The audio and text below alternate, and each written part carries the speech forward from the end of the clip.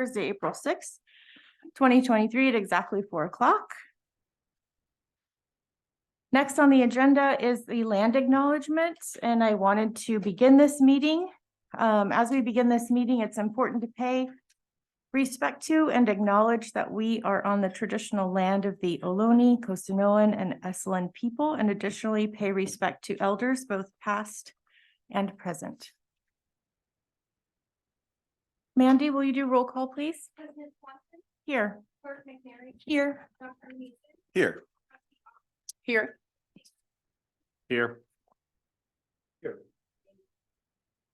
Thank you so much. We definitely have a quorum. All of the trustees are here in person, except for student trustee Avila, who will not be joining us tonight. Next up is adoption of the agenda. And Dr. Portas, I was wondering if we could pull the PE presentation and safety update for and push it to April 20th, if that's agreeable to everybody. That's my one change that I had. I'm in support. Okay, thank you, Elliot. Ralph, did you have any changes on the?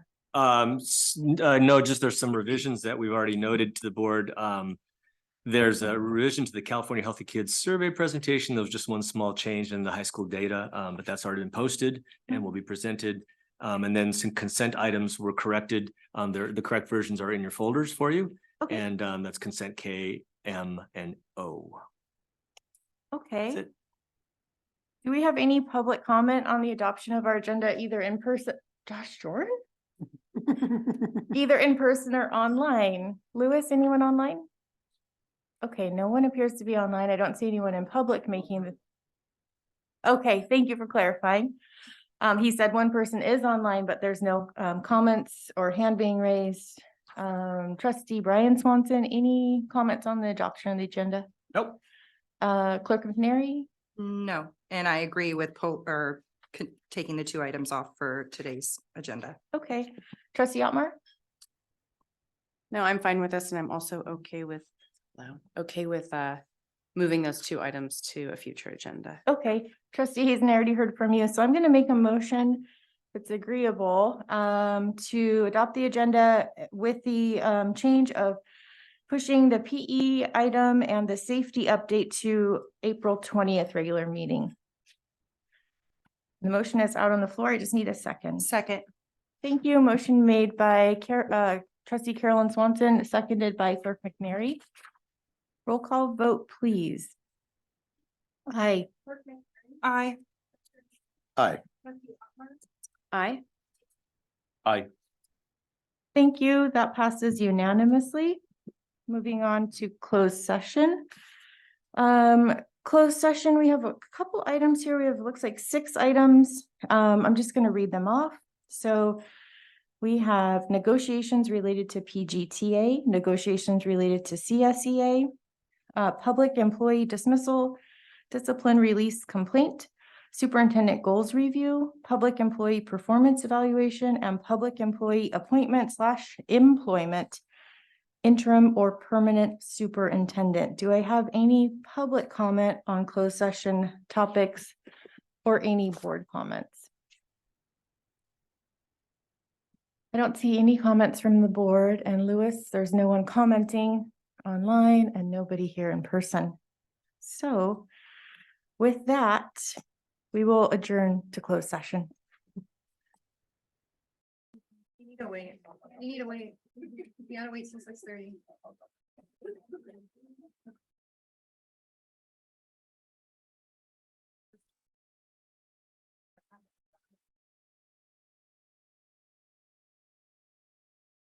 Good evening, everyone. It is now 6:30 and the board is reconvening an open session.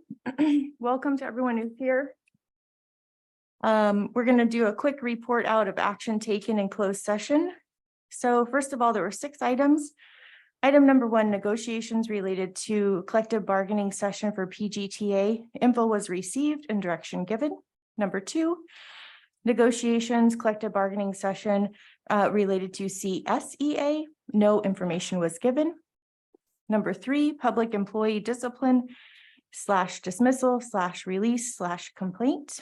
No information was given. Number 4, superintendent goals review. I'm happy to announce we have finalized the goals for 2023-24 school year. Number 5, public employee performance evaluation was discussed. Number 6, public employee appointment / employment, interim or permanent superintendent. Information was received and direction was given.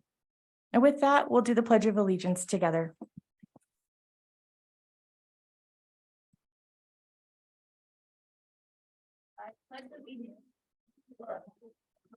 States of America. And to the republic which stands one nation under God, indivisible, with liberty and justice for all.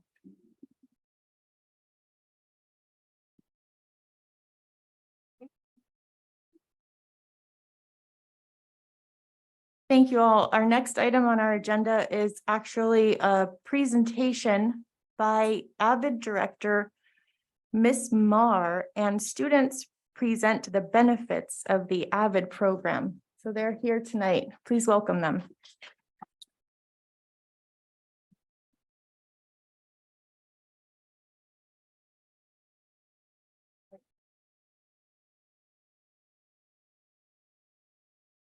There you go. I'm speaking to the mic. Thank you. So first, before we begin, we want to acknowledge Chapman, people from the Chapman Foundation here, and we're really fortunate to have their representation. So thank you. All right. All right, so here we go. Yes, okay, so I am Maura Marr, and I'm currently the district director for Abbott for Pacific Grove, and I am also an 7th and 8th grade Abbott teacher. Hi, my name is Madeline Portella. I teach AVID at the high school. And I'm Kyle Mountain. I teach 7th grade AVID at the middle school.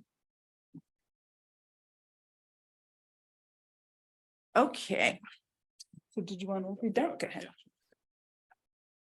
So before we begin, a survey was given to all of our AVID students at the middle school, and we would like to share those results with you. The data is significant that the students feel a sense of belonging, confidence, and deeper connection to school because of their time in AVID. So we have a few students here who would like to share their experiences with you, and it's Ariana and Ayana. Come on.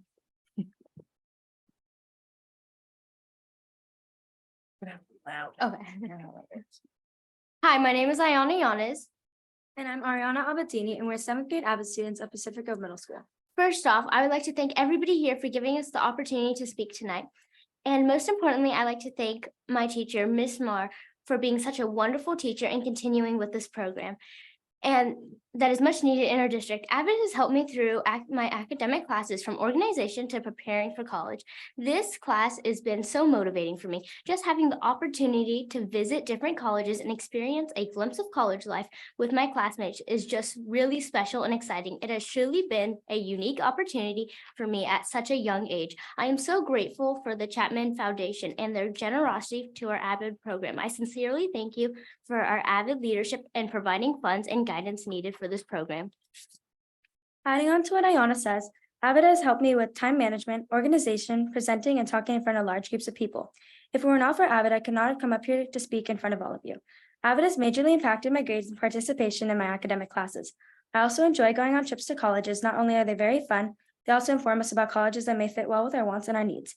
We very much appreciate what AVID has taught us and how it's helped us.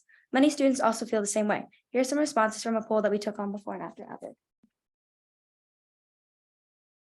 So one student said, before AVID, I was always concerned about maintaining my grades and didn't want to do my homework from any classes until the night before I was due. I didn't also know much about colleges and how I could get into one. I also did not understand the terms that were used in college, such as financial aid, graduate, and UC and CUS schools. Because of AVID, because of AVID, I now know more about college and how to succeed there. I have made many friends that I can hang out with and I can study with and ask for help about certain things. I can now speak in front of groups of people because of tutorial presentations twice a week. I am more confident and can keep my grades the way I want them and more motivated to finish my homework.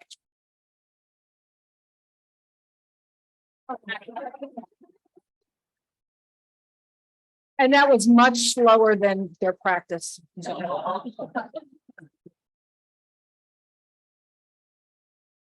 We have a couple students from the high school, Maram Haddad, and a statement that I'll read from a former high school student, Bella Huang, who would like to share some words as well. So I think I'll share the statement from Bella Huang first, and then Maram can share after. Bella Huang graduated last year. She was a senior at Pacific Grove High School last year. And so this is a statement written by her. Her personal experience with AVID was 5 years as a student, 1 year as a student tutor while she was in high school, and then now she is a formal AVID tutor now, hired with the district. So a statement from Bella. I started my AVID journey in my 8th grade at Pacific Grove Middle School in Miss Mars class, and I loved the program. I was not always good at school.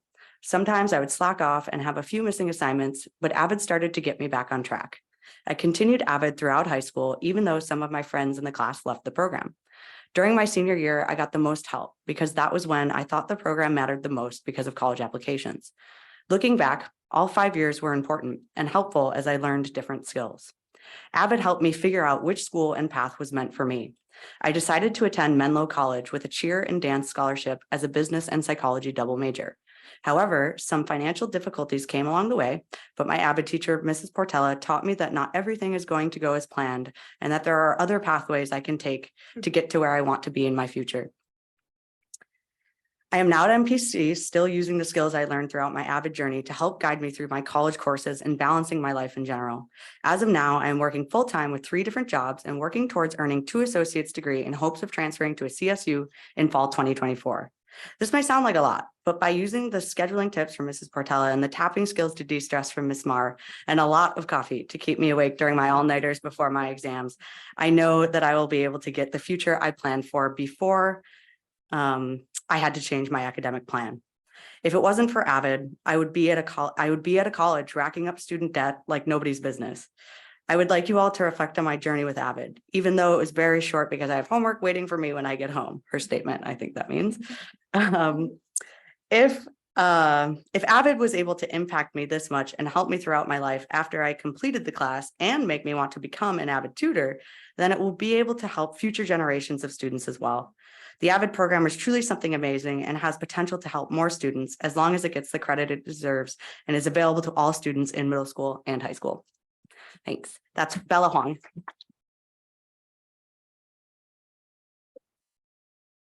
And we'll have Maram Haddad up next.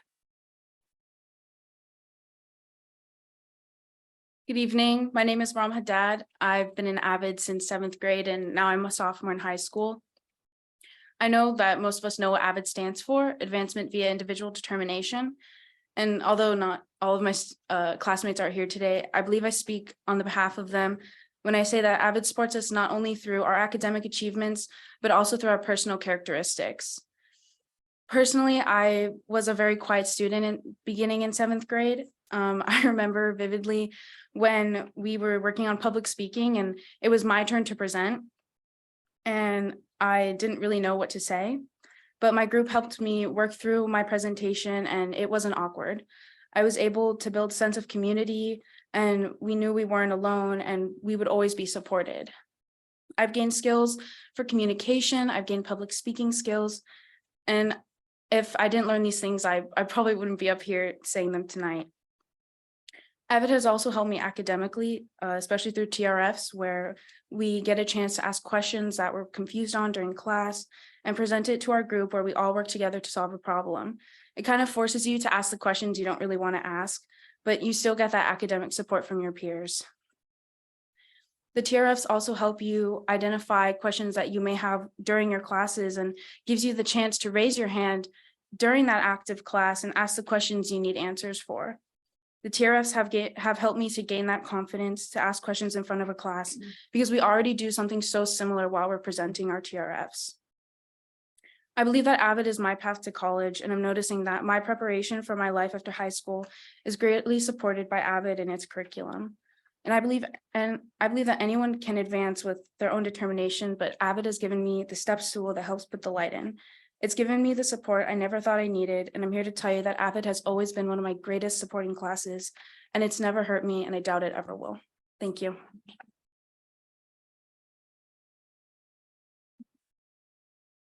Thank you, Maram.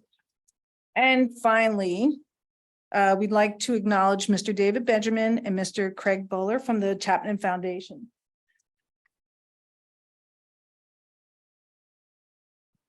Over the years, the Chapman Foundation has gifted PGUSD hundreds of thousands of dollars to help support our AVID program by providing funds for our AVID tutors. The effects of their generosity cannot be fully measured, but hopefully the introduction to the AVID students here tonight will afford a small measure of the impact of your philanthropy. It's with gratitude and appreciation that we present this small gift to you, Mr. Benjamin and Mr. Beller. Thank you for your unwavering support of the students of Pacific Grove Middle School. Thank you very much. Thank you.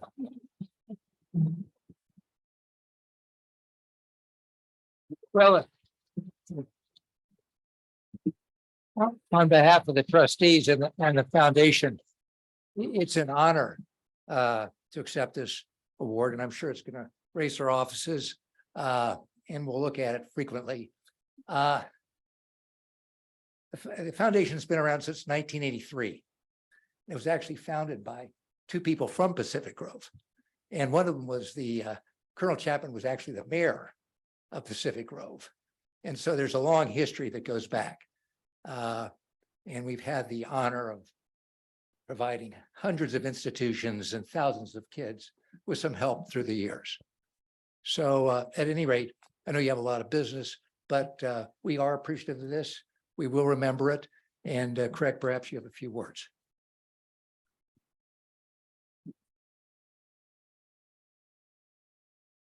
Thank you very much for the acknowledgement, and I really enjoyed hearing from the students. We have been to visit the AVID classes, and we found that educational, sorry about the pun. But I also want to take this moment to acknowledge our superintendent, Dr. Porras, for whom I worked, as you probably know, for a number of years as principal of Forest Grove twice. I didn't get it right the first time, so they had me go back. And then at the adult school during a particularly interesting time in the financial state of things in the state. So we want to wish you, Dr. Porras, on behalf of the foundation, the very best going forward. And we want to wish you, members of the Board of Trustees, the very best wishes in finding a successor to someone who's been a very fine superintendent for quite a number of years. Dr. Porras.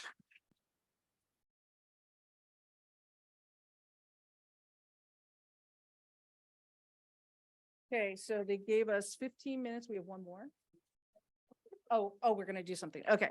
So we also have a gift for the board. AVID PGUSD t-shirts as the kids are wearing.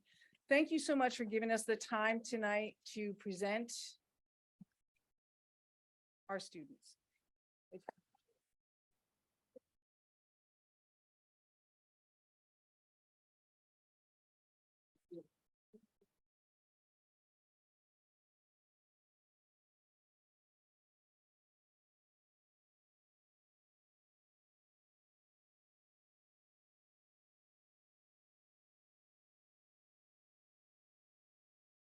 Thank you to the entire AVID team, including the students and their families who came out, the teachers. Thank you. And thank you for the gifts. Thank you so much. It was wonderful. Inspiring, a great way to start the meeting. We do have a possible change in the agenda, and I think now is the time, Ralph, okay. So we have information item B, which is, let me read it out to you here. National School Public Relations Association Communication Review for the Pacific Grove Unified School District. So board, we would need a motion and a vote to add, not add, I should say, to move this information item to this part of the agenda. So can I get a motion on that? Brian, were you? Also move. Okay, and I'll second that. So roll call vote, please, Mandy. Aye. Aye. Aye. Aye. Aye. Thank you. Motion passes unanimously. So now we will enjoy the presentation from the NSPRA, please. And I believe the presenter is online, so it might just take a moment to organize that. She's on? Okay. If anyone wants to follow along, the supplemental information for this item is on page 142 of our packet. And we do have extra copies of our packets out in the lobby if anybody would like to grab one.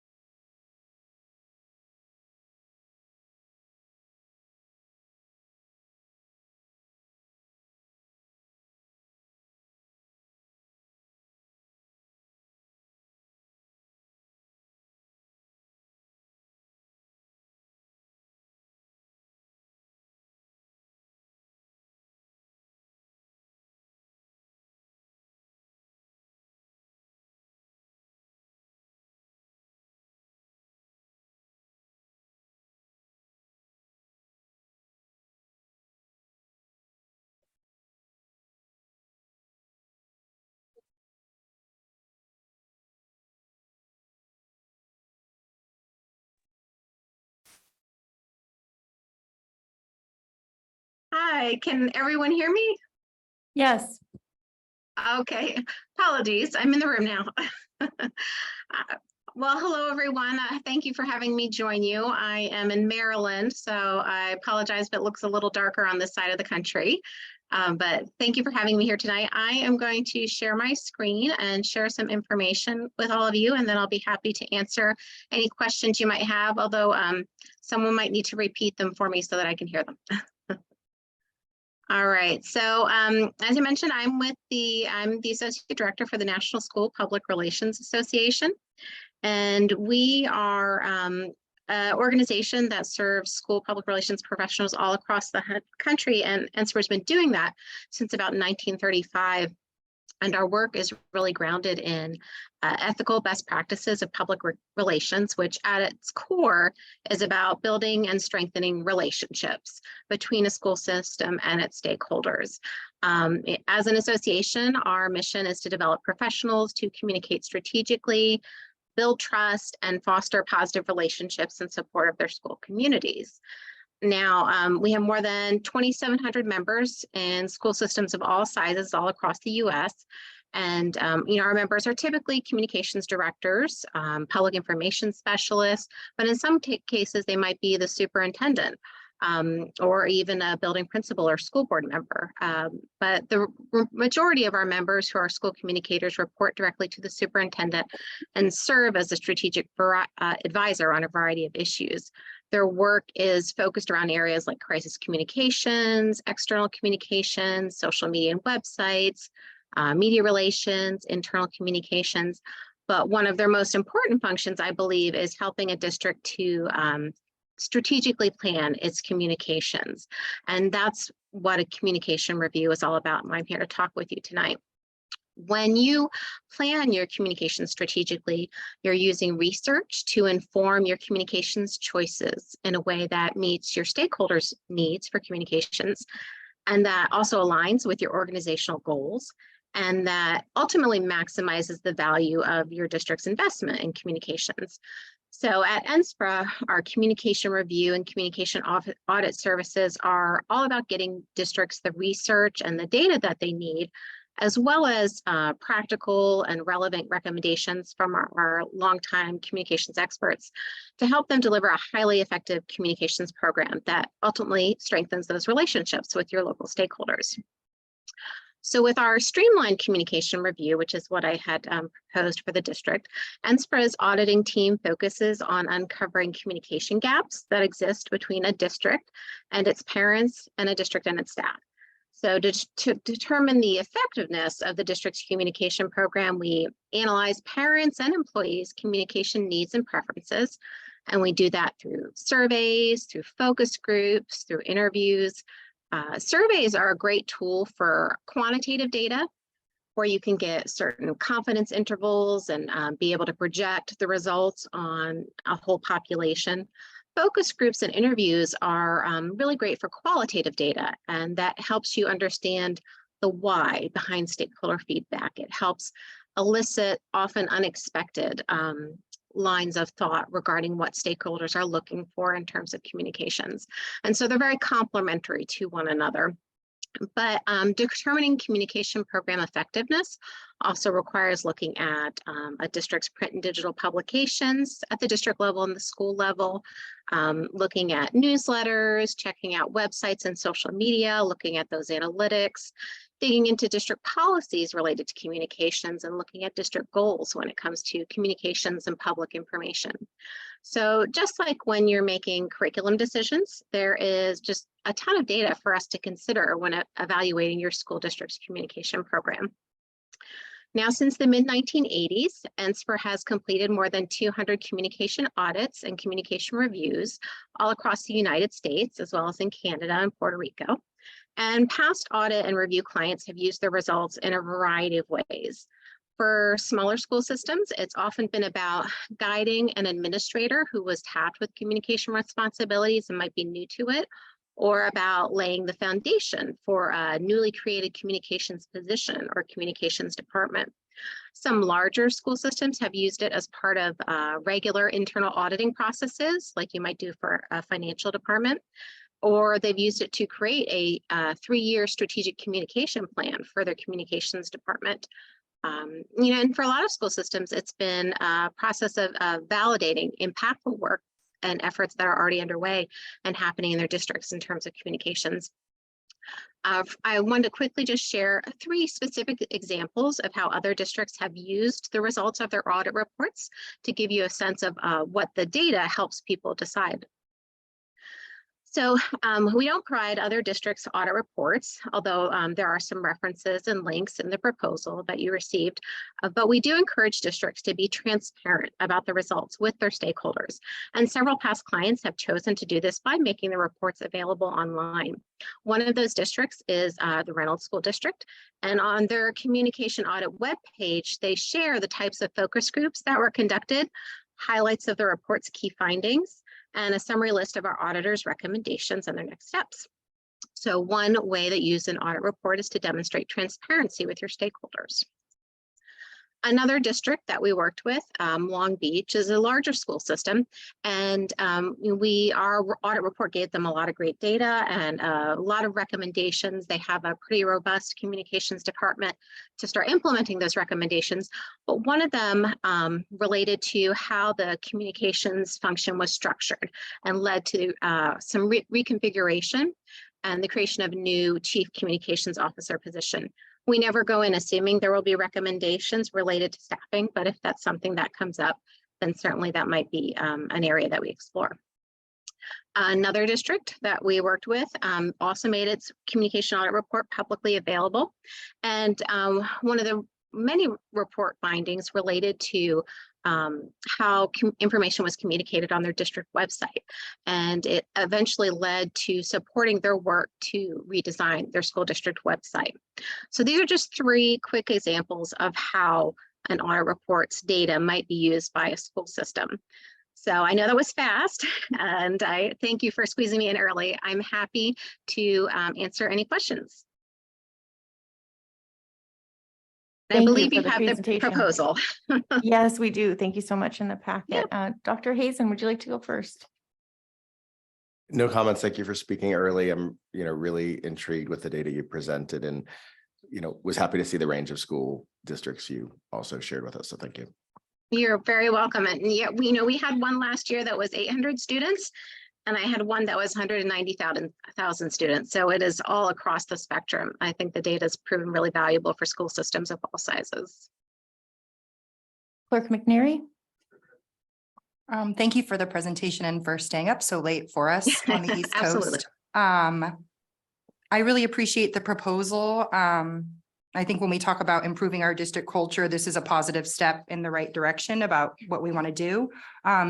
I was maybe confused by the report, but what is the total cost of the audit that's being proposed? I didn't see it. In the proposal, I believe it was $5,500. Okay, thank you. Yep. Trustee Otmar? Thank you. Thank you for presenting. I agree. I think that this would be something that would be great for communication within the district. I had a question about the focus groups. Typically, with the focus groups, who selects those? So we give recommendations to the district around, typically with a focus group, we want to have about 8 to 12 participants, which usually means inviting about 14 to 18 people to participate per focus group. But we want to have a variety of voices represented. A focus group is a group of like individuals. So for example, one of those groups is parents, but you still want to have a lot of different perspectives from among your parents. So we ask the district to be really intentional. Usually the administrative team, maybe working with department leaders, will identify specific individuals to invite to help ensure that there's a broad representation of different viewpoints in that process, because it helps. The better representation there is in the focus group, the better data that we'll get, and the better recommendations we'll be able to give the district. So, we want folks who are going to offer constructive feedback throughout the process. Thank you. Trustee Brian Swanson. I just wanted to make sure that I had the numbers right here. You'd said, I think that you'd done about 200 audits. Is that right? Yep. Okay. But I'm sorry, go ahead. I didn't mean to interrupt. Oh, no, that's okay. We've NSPR's done about over 200 communication audits since the mid-1980s.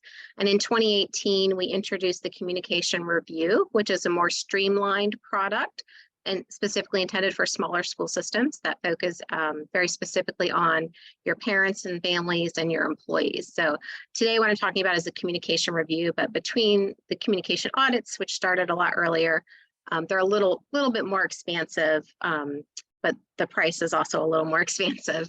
And the communication reviews, there's been over 200 of them. Okay, great. Thank you. That's Yep. all I've got. Okay, thank you, Brian. Let's see, most of my questions were answered. The 5,500, then I did see there was a possible $800 charge for the auditor to deliver a virtual presentation. Is that something you would typically do since you're on the East Coast, or tell me kind of how the logistics is? The auditor? Yeah. local? Good questions. Yeah, usually, so I'm physically on the East Coast, but I have auditors and members of actually my staff auditing team who are in multiple time zones. So when I'm making a pairing between a district and an auditor, I try to find someone who's in the same time zone or close to it, trying to make a good match between geography and experience with districts of similar sizes. So I would be in looking at my audit stable, I'd be looking at someone who was closer to your time zone, so it wouldn't be as much of a struggle. I see. So we might not need the virtual option for the presentation. It's up to you. So with the communication review, it's all done virtually. And if you would like to have a sort of a formal presentation to the board of all of the report results and do a Q&A with the auditor to kind of ask them questions about the data, then I would select that option if you wanted to have that formal presentation. Thank you so much. Yep. Lewis said we have one person online, so we're going to shift into the public comment portion for this specific item. So Lewis, if you don't mind unmuting, and if anyone, were you going to say something, Lewis? Sorry. Mark? Okay, so we're going to hear from Mark online, and if anyone here in the public would like to make a comment on this item, please make your way up to the podium and we will get to you right after Mark. Hello. I'm just Hello. wondering, what really are you serious about this?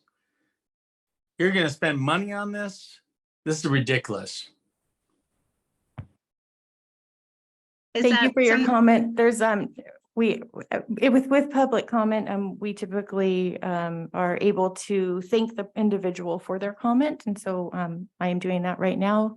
If we have anyone online who would in person who would like to come up to the podium and make a comment, please do. Mr. Gibbs. Hi, I'm Mike Gibbs. I live here in Pacific Grove. First time live at a meeting, so I've met the superintendent, and congratulations on not being here anymore, doing something else. Although you seem to be well loved. My only comment was the indication seemed to be that is there a problem with the culture, or is there a problem with the communications? And just for the consultant, what outcomes could be recommended, or could we expect from this study and all of the information. And will those be presented in public? That's my only question. Thank you. Thank you. And just for the board to know and any member of the public, this item is information tonight.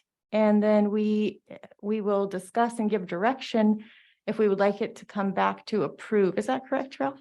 If so, then it would come back on the agenda for us to approve. And at that time, when we decide, if we do decide to go further with this contract, we would give details to the auditor.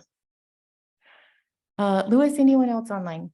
Okay, and I don't see anyone else here in public. So board, I'm just going to hop back over to you. If anything has popped into your mind, I'll start with the same Dr. Hazen, Clerk McNary, Trustee Otmar. Yeah, I actually had a question about, so it says non-member for 5,500. It's what is the member? 5,000. So NSPR membership, depending on preferences, ranges from anywhere from $180 to $295. So I always encourage districts, if they're thinking about doing this, it's more than worth it to go ahead and join the association to get the savings for NSPR members. It's a benefit of membership, but with membership comes monthly webinars related to communications, professional development, access to online resources, monthly newsletters. So it's kind of an way to ongoing invest in communication skills if you have someone who will be supporting implementing any recommendations that might be coming out of this report. And it's really about, going through this process is about empowering you to make most effective use of the investment you make in communicating with your parents, with your staff, figuring out what their needs are, what their preferences are, and how you can best meet those needs and preferences for communications and hearing from their schools and their district. So it's long answer to your short question, but it would be about a $500 savings. Okay, and all of those things that you're talking about, those are included with the membership? No Yes. additional charge. Okay, thank And you. is that an annual membership, Ms. Braun? Yes. Okay, And thank you so much. Thank you. I'm looking around to see if any trustees, Trustee Brian. I don't have any real questions. I'm supportive of it. I think especially as we've noticed over the last, month or 6 weeks with storms coming through and we hear from some of our stakeholders, it was like we found out in just the most perfect way and other people are like, what happened? And Sure. I think it's a good opportunity in light of recent events for us to at not too grand a cost, really have somebody from the outside come in and take a look at what we're doing, and also to be able to look at what other people are doing and what their best practices are. Yeah, I do. I was appreciative that in 2018, they created a kind of a micro version of their product that was this price versus the full scale price, which Ms. Brom, do you have an estimate of what the full scale price is, just so we can see the value here? Yeah, it's usually starts at about $16,000. Okay, thank you so much. Yeah. Okay, and I don't see oh, yes, please. Jen Erickson, high school staff. Just a question and a bit of a comment. Wondering about the surveys. You mentioned the surveys, which I think are always a great idea. And if they were anonymous. I know when we've done surveys in the past, one concern in order to get a really good survey, especially from staff, is that it be anonymous. Otherwise, there's the fear that people aren't going to be completely honest, and then the integrity of the data is compromised. So I wanted to ask about that. Thank you. And thank you for your comment. And if a member of the public does make a comment that a trustee also has that question when they hear it, we can go forward and get that question answered. And I think that's a valid question that perhaps other board members besides myself have as well. So please go ahead, Ms. Brown. Okay, yes, actually, anonymity in our reporting is really important. The survey is definitely anonymous. The survey tool and the survey data interpretation happens by our staff. The district would get raw results, but they're not going to see things like source IP addresses or names of who answered or any of that kind of stuff. The other thing I will say too is in the focus groups, we do not allow observers, outside observers in those rooms. It's just the auditor with the focus group participants. And we tell all of our participants that we preserve their anonymity in our reporting. And so we're very mindful of that when we're developing the report, that we share themes and sentiments and information in the report in a way that communicates what we heard, but not in a way that would make people feel uncomfortable, like they might be identified. Thank you. So at this time, I would like to see if the board, majority of the board would like to direct staff to bring this back as a contract on a future agenda item. So I would be in support of that contract coming back. I would be in support of the contract coming back. Okay, Clerk McNary said she's in support. Trustee Bryan's nodding his head yes. Well, that's three of us, Yes. but Yes. Trustee Otmar is also saying yes, and so is Trustee Dr. Hazen. So staff, okay, Ralph is nodding yes. Thank you so much for staying up late for your presentation. Good night. Absolutely. Good night, everyone. Good night. Okay, next up in our agenda is our communications part of our agenda. So first of all, it's written communications, and this is where we read off very succinct summaries of all the emails that have been received. I'll go first just because I'm the board president, and being in that role, I tend to get more of the emails. So I'm going to read off this long list, and if I miss any, or if you all got some extras, please chime in. I'll call on you after I'm done. So moving forward. So this was as of about 3 o'clock this afternoon. So I got 9 emails in support of Saturday Choir / Michelle Boulware. I got 2 about the abuse of power of superintendent or lack of compassion. I got 1 asking for continued dialogue with the board regarding culture. I got 15 against the skate park. I got 1 about success at the Santa Cruz Jazz Festival with the Saturday Choir. I got 1 against the skate park selection process, 1 about the high school proposed chemistry book, 1 about COVID protocols, windows and doors remaining open, 1 about skate park public hearing being a formality or not, 1 about the bright spots in the district, which I learned is an educational term for really positive things that people are seeing going on. 1 about the Sandy Hook Promise program, 1 about an unsafe gate at a school site, 1 about curriculum and ethical concerns, 1 about AIM Symposium, and AIM is a local young adult mental health nonprofit, 1 about physical threat of violence at a school site, 1 about a complaint about a public employee, 1 about discrepancies in April 5th skate park agenda, which is the city's agenda, but we got an email about it. Requested agenda items, HVAC concerns about some loud working conditions, request to connect with the superintendent to ask him about media literacy, a walk of remembrance invitation, which I forwarded to the entire board through Mandy, so you all should see that. An IEP / district question, the Performing Arts Center acoustical shell, a concern that some kids are not being challenged at school, an email about a past Pacific Road Middle School incident, background on choir, and that was the item that at the last meeting I said background and it was cut off, so this is my follow-up. It was the background on the choir, an email about a new journey in the district, an email about the admin team's support of Dr. Portas, and an email about the district office support staff supporting Dr. Portas. And please, if I missed any trustees, raise your hands and let me know. Go ahead, Elliot. None missed. I think it might have just been sent to me, but I did have 1 parent email to ask about the possibility of getting a generator at our school sites. I think this is one you referenced, but a question about gate specifically, what the status of gate now is. And actually, yeah, then that you cover the rest. I appreciate you adding, because I would rather talk about it twice than miss one. So Trustee Otmar, do you have any? No, you covered it all. Okay, thank you. Clerk McNary. Nothing additional. Okay, Trustee Brian Swanson. Thank you for getting them, because boy, there are a lot. There was a lot. Yes, thank you so much for acknowledging that there was.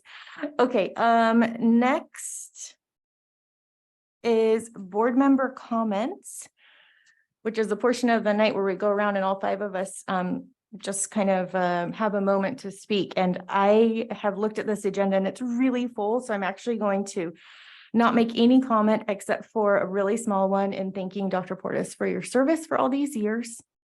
And I'll leave it at that for now. So next is trustee Otmar. If you have board comments, please. In respect of our time, I am gonna pass on comment at this time. Thank you. Okay, sure. Trustee Brian Swanson. I'm gonna make it short. I'm gonna come back later at a different meeting and talk about Dr. Portis. Okay. I think I'm finally getting to like close on pronouncing your last name. I still drive around town sometimes working on it, but it's gonna take me a while to get my thoughts together. I wanted to thank Sherry Dieter and Manson over at Community High for earlier this week. I stopped by and I love that school so much. There's just so many cool things going on there, and I got to witness the kids writing their own version of Roald Dahl stories, which is just incredible, and getting to hear them then read them out loud. It was just remarkable. So and I think that's it for now. Okay, thank you, trustee Brian. Trustee Dr. Hazen. I apologize. I will take a little bit of time. No need to apologize. I just want to start off with a statement. Those of folks in the room that I have not met these past few weeks, including the board week meetings, have been very difficult for many, I'll say. And I really appreciate those that have spoken to the board about this. Power outages, negotiations, PGUSD in the press, impending changes that we're all probably nervous about, among many other things. But I really want to at least put my own resolution that I join this board embracing the concept of we as being essential for success. When we as a board and more broadly as a district work together with one voice and one goal, the children we serve, we create a sense of unity and collaboration that promotes a positive and productive learning environment for students and staff alike. I'm confident that with these difficult and critically important decisions ahead, we as a board, but very importantly, we as a district can work together to prioritize the needs of the community as a whole. So thank you for that. I just wanted to say a few quick other items. I was able to attend the Monterey County School Board Association dinner with Superintendent Porras on Thursday, the 30th. And I heard about the Greenfield Community Science Workshop, excuse me, that was honored with the Excellence in Education Award. And I just would say it'd be really cool to hear from them if we wanted to about bringing a science classroom to the community, particularly in that area. So the other part, it just reaffirmed how highly regarded Ralph is within the county. I can't say how many people came up and spoke to you and spoke to me about the loss we're going to face. So Superintendent Porras, I do look forward to your leadership until you leave us in June. I'll have a lot more to say, I'm sure, but I know you will always be remembered for your legacy of excellence, commitment, and the positive impact you have had on our district.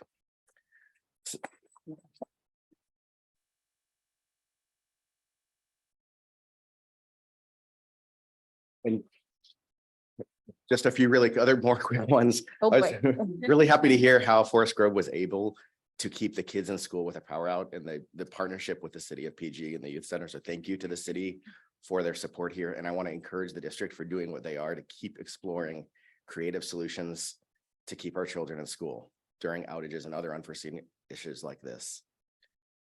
I can't say anything definitive, but I can't speak strongly enough about how important it is. And I'm really proud of the district for what they've been doing to figure out a way to give our children opportunities and maintain those opportunities that are important to them. As we heard about, such as Saturday choir. So thank you for that. And then last two quick things. I got to hear the middle school band perform on St. Patrick's Day. And my only complaint is I wish I'd been able to stay longer. Seeing the Forest Grove and Robert Down third graders wave to their siblings on stage was really heartwarming, as well as just be able to see how the presence that they commended. And lastly, thank you to Assistant Superintendent Jorn for the funding you've brought for air quality monitoring at our sites. This is a huge step forward towards some of the HVAC concerns that have been raised. And it's important, I think, for the district to know the work you put in for that. So thank you. Absolutely. Thank you, Trustee Dr. Hazen. Clerk McNary. I'll defer to the agenda. I don't have anything tonight. Okay, thank you so much. Okay, so moving back, superintendent report, go ahead. Thank you, Madam President. A couple of things, but the first one, there was a request to do a quick update on regards to what we have been working with in regards to the storms. And so I'd like to give a little bit of my time over to Assistant Superintendent Jordan so he can cover just briefly what we've been encountering with the storms, and it'd be a good time for that. Thanks, Dr. Forrest. I'll make it quick. We had 61 trees taken down in the district since December. 20 of them fell long before they fell on something. So that's good. We've had a lot of trees safetied and several trees remain on our watch list. Director Anderson is working on that daily. To date, the district spent just over $74,000 on tree removal and pruning. Property damage claims, we're currently at $196,478 in property damage claims filed with Keenan. Everything from trees falling on playground structures to trees falling on buildings, damage based on the amount of wind that we've had fences blown over, and a few other items, but I'm not going to cover them all tonight. But we're approaching $200,000 in claims right now with Keenan. Power outages resulting in equipment failures, but just about $15,000. Things like elevator motors and issues in the kitchen over at Forest Grove. We had a warmer go out and some electrical issues over there. Other storm related issues, high groundwater, a lot of water that we experienced here. So Roberttown especially, we had a lot of pumping out to do over there in the basement. But I just want to commend the team, the M&O team, as well as all the site team for what they've done. We wouldn't be where we are without them today. At any hour of the night and any hour of the day, they are on top of it. And I think they deserve, kudos, because this has been a lot for this district and this community and this peninsula over the course of the last 5 months. And just to close with, the district is currently at just under $300,000 in total storm damage, including all of our claim losses. So more to come on that. And I will be reporting back when I get my final report from Keenan on our lost claim reimbursement. Thank you. Thank you, Assistant Superintendent Jordan. So you can see there's a lot happening. We'll continue to react and respond as we watch the winds come and go. That's happening. A couple of other items. I wanted to let the board know that I did have an opportunity to meet with a number of students, or about 12 students or so from the high school, a couple of parents also regarding the choir. And it was a great hour and a half discussion that we had, and talking a little bit about the history and about the needs. The students did a great job of expressing their concerns and needs in regards to the choir, Saturday choir. I did offer, let them know where we are in terms of status, in terms of the issues in and around, both with being a negotiable item for that particular group, what the master schedule looks like at the high school currently, and that we're continuing to look for solutions, and still trying to figure out how we can make this work for students in a way that addresses all of the needs for students as well as from staff. So it was a great conversation. We'll continue to have it. But we are working in earnest to try to figure out what kind of solutions we can come up for the students to continue that program. So that was also in place. And last but not least, although I know there's another day for this, and that's fine, but I just simply want to acknowledge and appreciate all of the staff and families that have spoken with me over the last few days in regards to resigning my position after 16 years of service. And it was not an easy decision to come to, but at just 16 years is a long time. And other opportunities have come up. And while I'll say it's going to be extremely difficult to replace the experience here, this staff is remarkable. I've not seen the like. I'm appreciative of everything that our staff has done for our students. That has been the main charge all along the way. Back in 2007, when I was hired on the board at the time, I don't know if Beth Schmatz is here, but Beth was one of the hiring board members at the time. Their focus was do everything you can to get focused on student programs and building. There's been a lot that's happened in that time. We were finishing up 2 bond measures, Measure A and Measure D, and then we passed 2 new bond measures, Measure A and Measure D. And we had 2 extremely heavy down budget turns in the course of that time, including the fair share laws that passed not in favor of basic aid, and making our way through that. We were able to keep our adult school intact when more than half of them in the state fell under. And that goes to no small way credit to the principals that took over that time, Craig Beller was one of them, and Barbara Martinez. And now that school is thriving, and where a lot of districts, it isn't. Just a number of staff changes. I've seen you're my fourth CBO. We've had a number of curriculum directors, special ed directors come and go over that time. But the reality is that it keeps pointing back to the important part of all of this. I've been blessed to work with amazing people. And this district's in good hands with the teachers and the classified staff and the folks that are there. And I'll still be living in town. So I still have an investment in being here and seeing the great stuff that happens. I'll have more to say, but I just wanted to share that with everyone and appreciate everything that everyone has done. Thank you.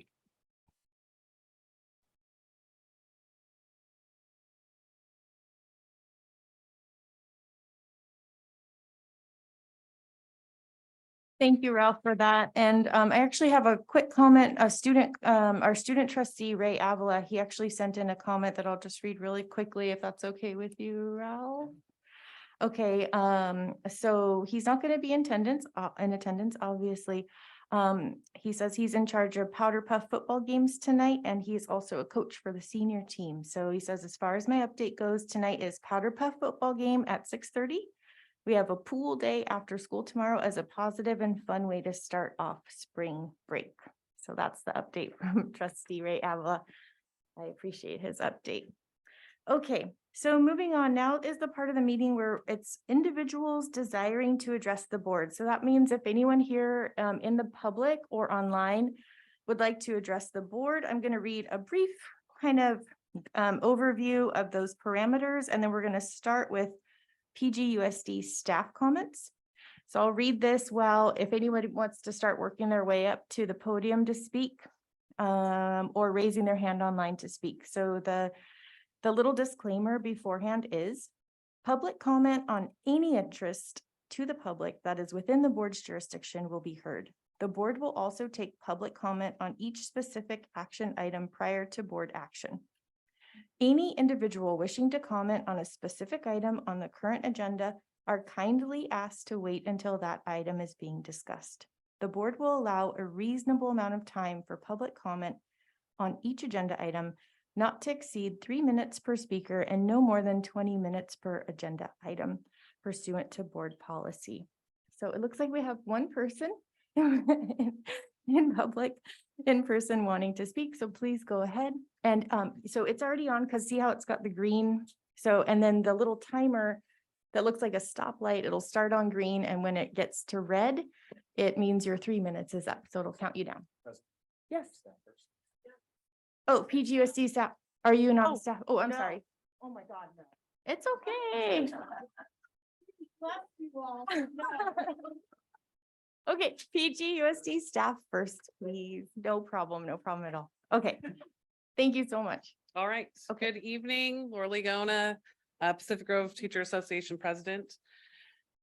On behalf of the Pacific Grove Teachers Association, I would like to thank you for the difficult work that you have embarked upon this year.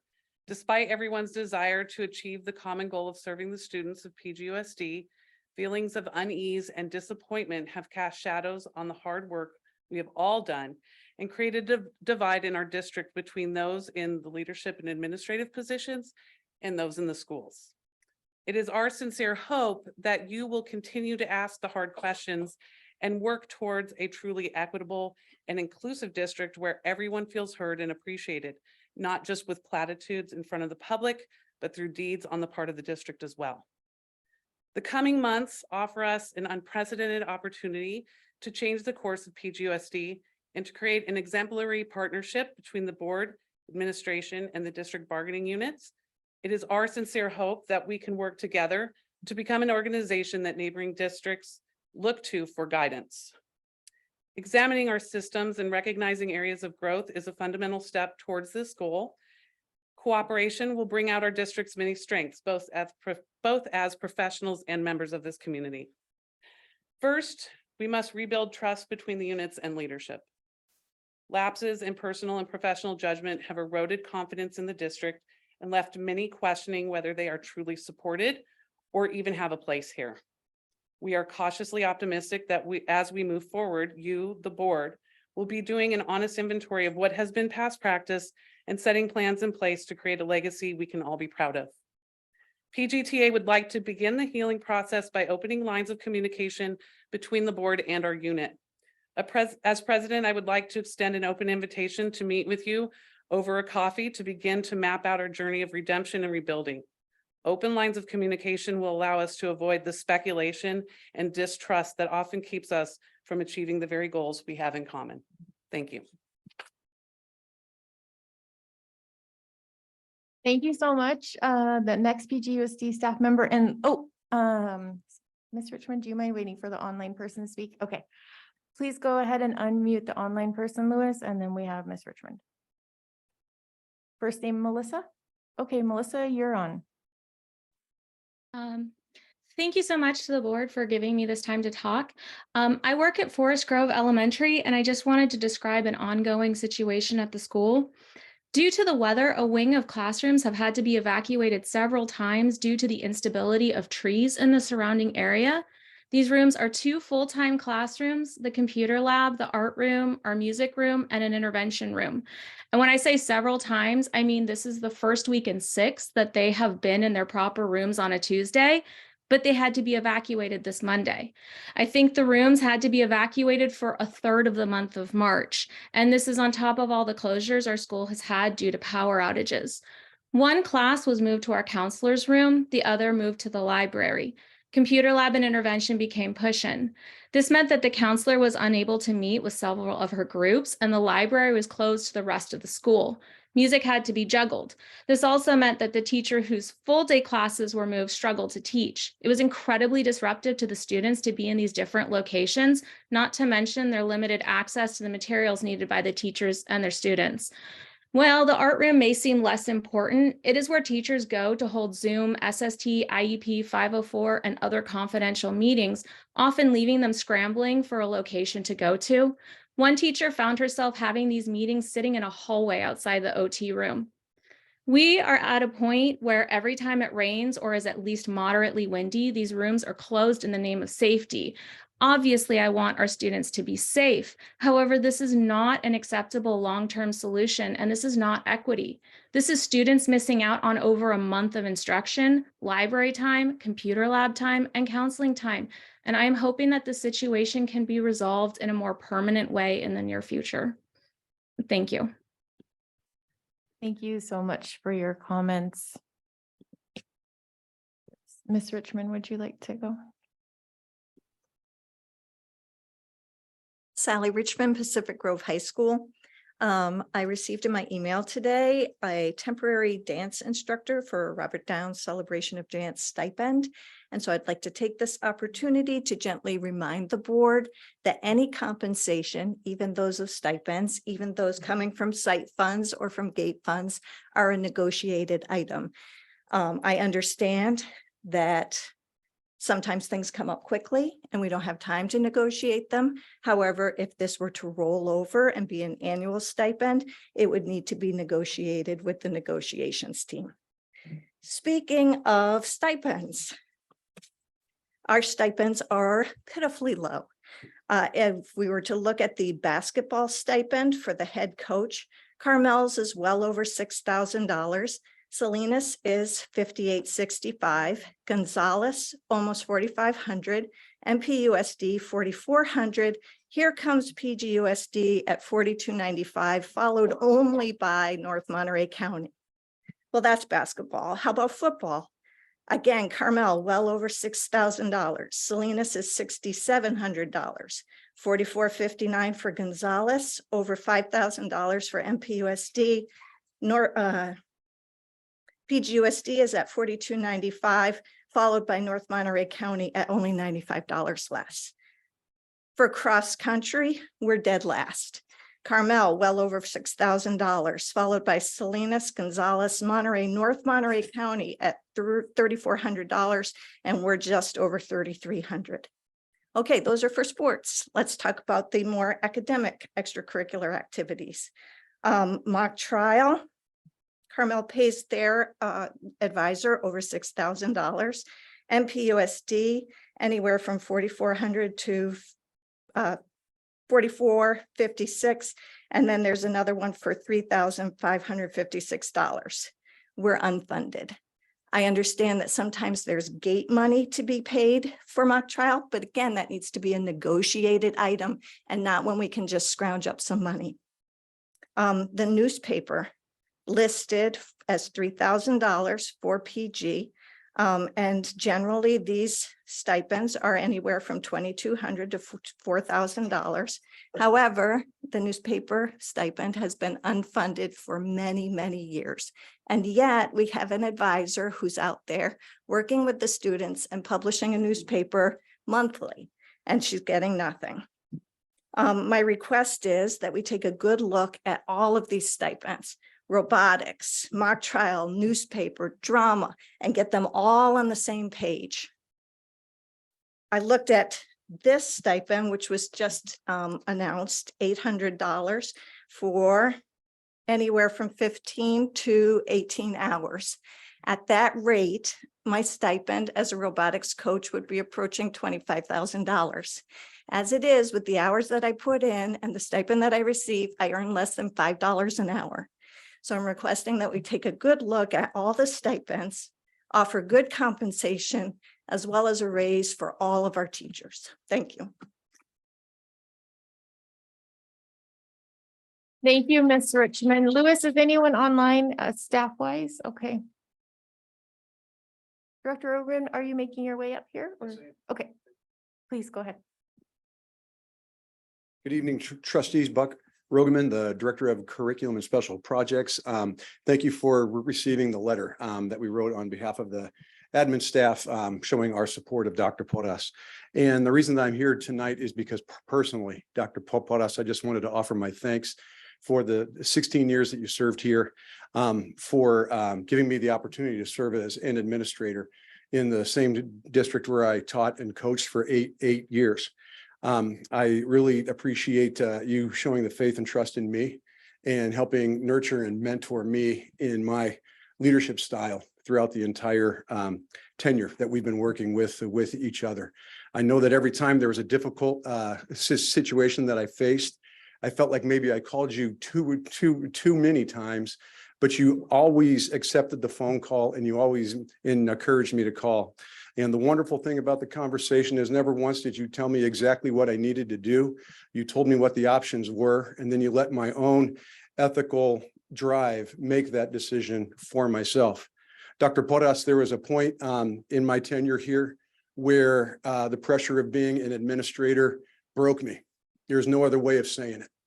And I really appreciate you taking the time to meet with me at a coffee shop, not in town, to sit and hear me out and pat me on the back and get me back on the job.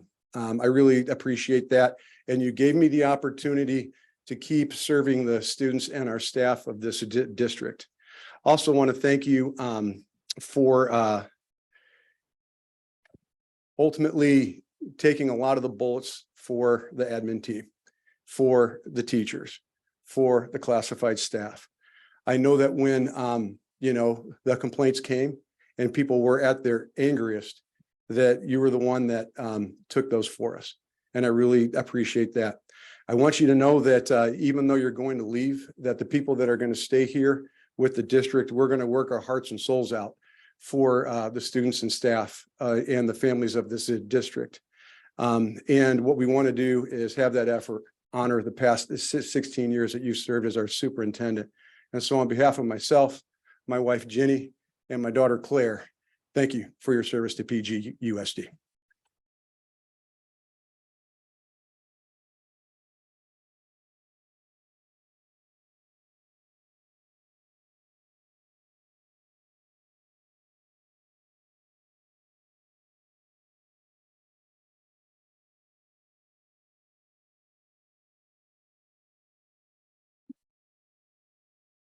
Okay, with that, I don't see any more PGUSD staff members wanting to make a comment. So we're going to move on to community members who want to make a comment. And so the wonderful person who was up here first before, please feel free. And anyone else. And it looks like we've got one person online in the queue as well. So I will alternate between in person and in the queue. So you're first. Please Okay. go ahead. If you would like, state your name first, so you don't have to. Oh, sure. Good evening. My name is Wendy Giles. I am a 5th generation resident of Pacific Grove, class of 1983 breaker, a mother of a 15-year-old who is no longer in the PG schools, but I'm here in support of Saturday Choir. This kind of came about in a unique way because I've been very involved in the discussions in the community about the skate park. And also over the last few years about the lack of activities for youth in our community, which I'm very concerned about. Having grown up here and choosing to raise my kid here, I really want to see a robust activity curriculum for our kids. Many people that are here in the community have chosen this community based on our excellent school. And I want to continue to participate as a mother, as a business owner, as a, somebody who really cares deeply about this community. And, hearing all of the parents discussing what they wanted with the skate park and the activities around the rec center and other things. And then hearing about that there are around 30 kids that are getting up on a Saturday morning and going up to the school and practicing choir. I mean, are you kidding me? I have a student athlete and we have to drive all around the place and get everybody organized, and it's a real push. So I have to say, if there is something happening for these kids who want to be participating in something as joyful as choir, I mean, this is a no-brainer. I really encourage all of you. I know that money is tight after hearing about this very slim salaries. Oh God, I only have 29 seconds. I am really concerned that someone who's created such a successful and loved program is being asked to accept a substantially lower salary to continue that program. That's crazy. That's just stupid. And I really want to encourage all of you. Listen, I'm not the only community wacko here that really wants things to work out for our kids.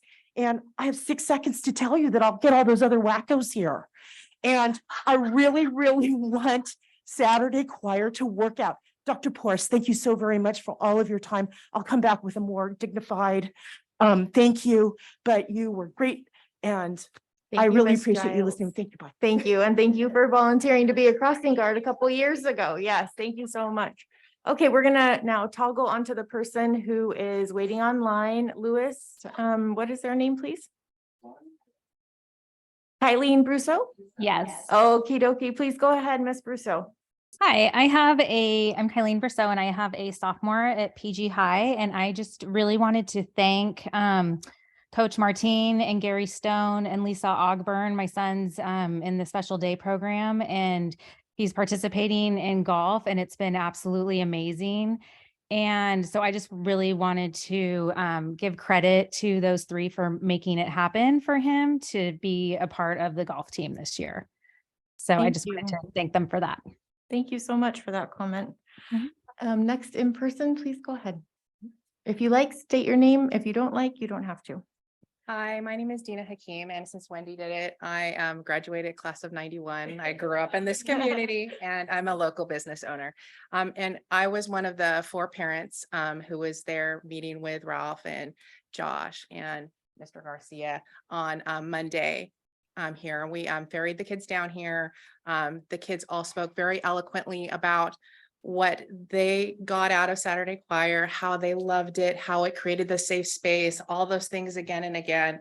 And we spoke to how this has been done before. We talked about how it might have been a kind of like a lack of institutional memory, because Ralph was here prior when this had been presented before the board. It was a gold project by a student, Olivia Kane, back in the day. So we wanted to touch all those bases. They said right now it is part of the master schedule. We would like to ask the board we want to keep you on our sightline, or keep us in your sightline rather. And we're going to be here probably every time there's a board meeting to talk about it. Just because we really do believe it's important. I was telling my husband that you wouldn't get rid of a successful coach of a successful team. And that's what this is. One of the gals, Haley, spoke as she went to nationals this year with the choir, and how Michelle Bulwer coached her for that. So that's, I mean, if somebody's going to nationals for a choir for PG High, that is a successful team. And why would you get rid of the coach of a successful team? And even though you can move choir into the week and it can become an A to G course, and it can be college credit, all of those things, it would maybe limit some of the kids who couldn't maybe go and put it in their schedule. It would do all these other things and it wouldn't have Michelle or Miss Bulwer, Mrs. Bulwer as the coach, as the director for this very successful program. So I wanted to leave you with that. And then also I wanted to pass out a couple of things and that we've already passed out to Roth and Roth. And this kind of just goes over the pluses and minuses in administration versus for the kids.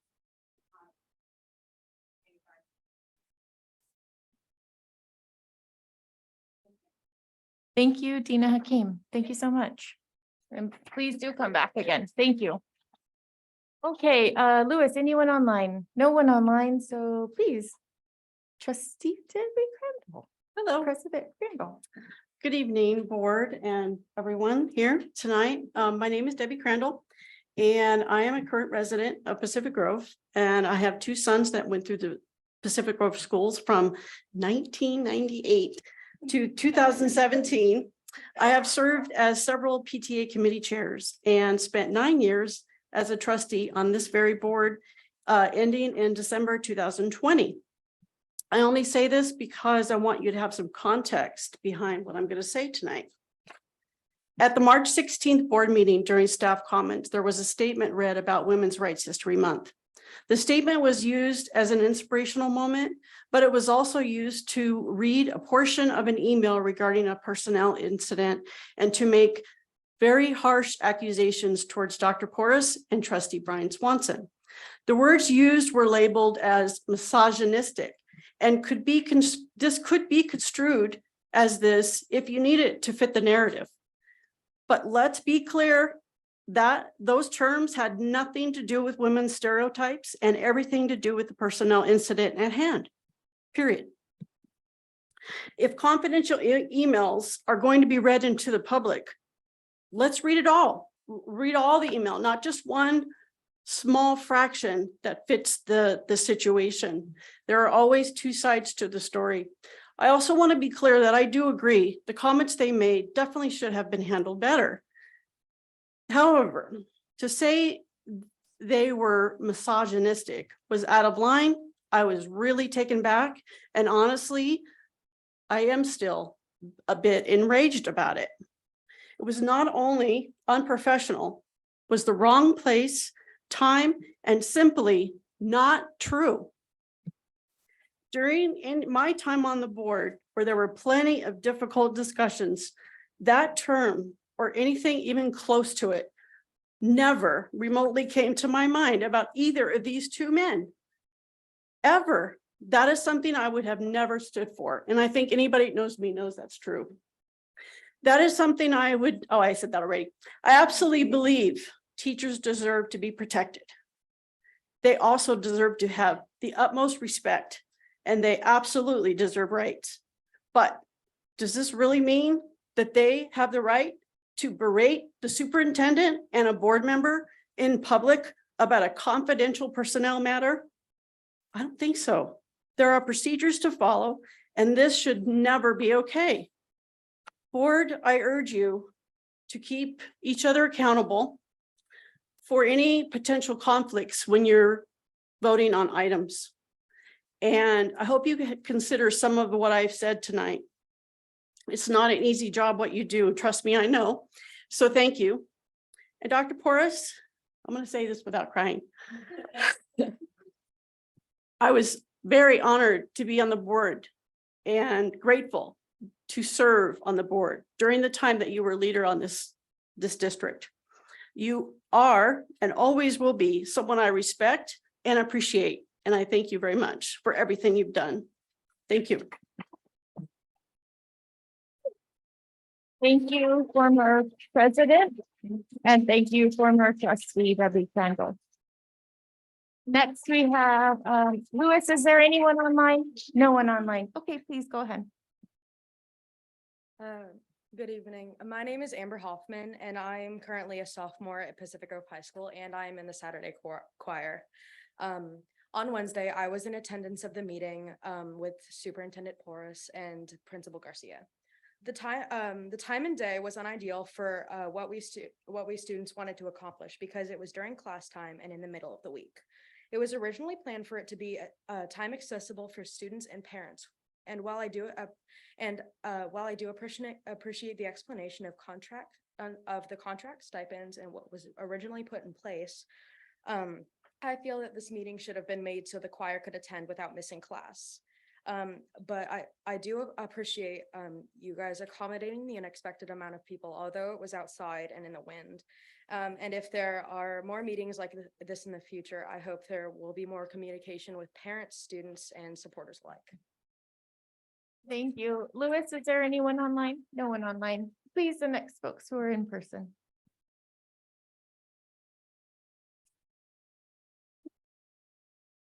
Hi, my name is Taylor Lippert, and I'm a student at Robert Down Elementary School. We will all miss Director Stephanie Lip, Superintendent Dr. Porras, and Director Billy Mankey. Thank you all for the service, and thank you, Stephanie, for the amazing food. Thank you for being an amazing director for the district, Billy. And finally, thank you, Dr. Porras, for 16 years of amazing service. Have a good day. Thank you so much. Okay, Louis, is there anyone? No one online and no one here. Oh, okay. There's one more person. There's maybe two more people. Are you waiting? Okay, maybe. Well, for sure, there's one. There you go.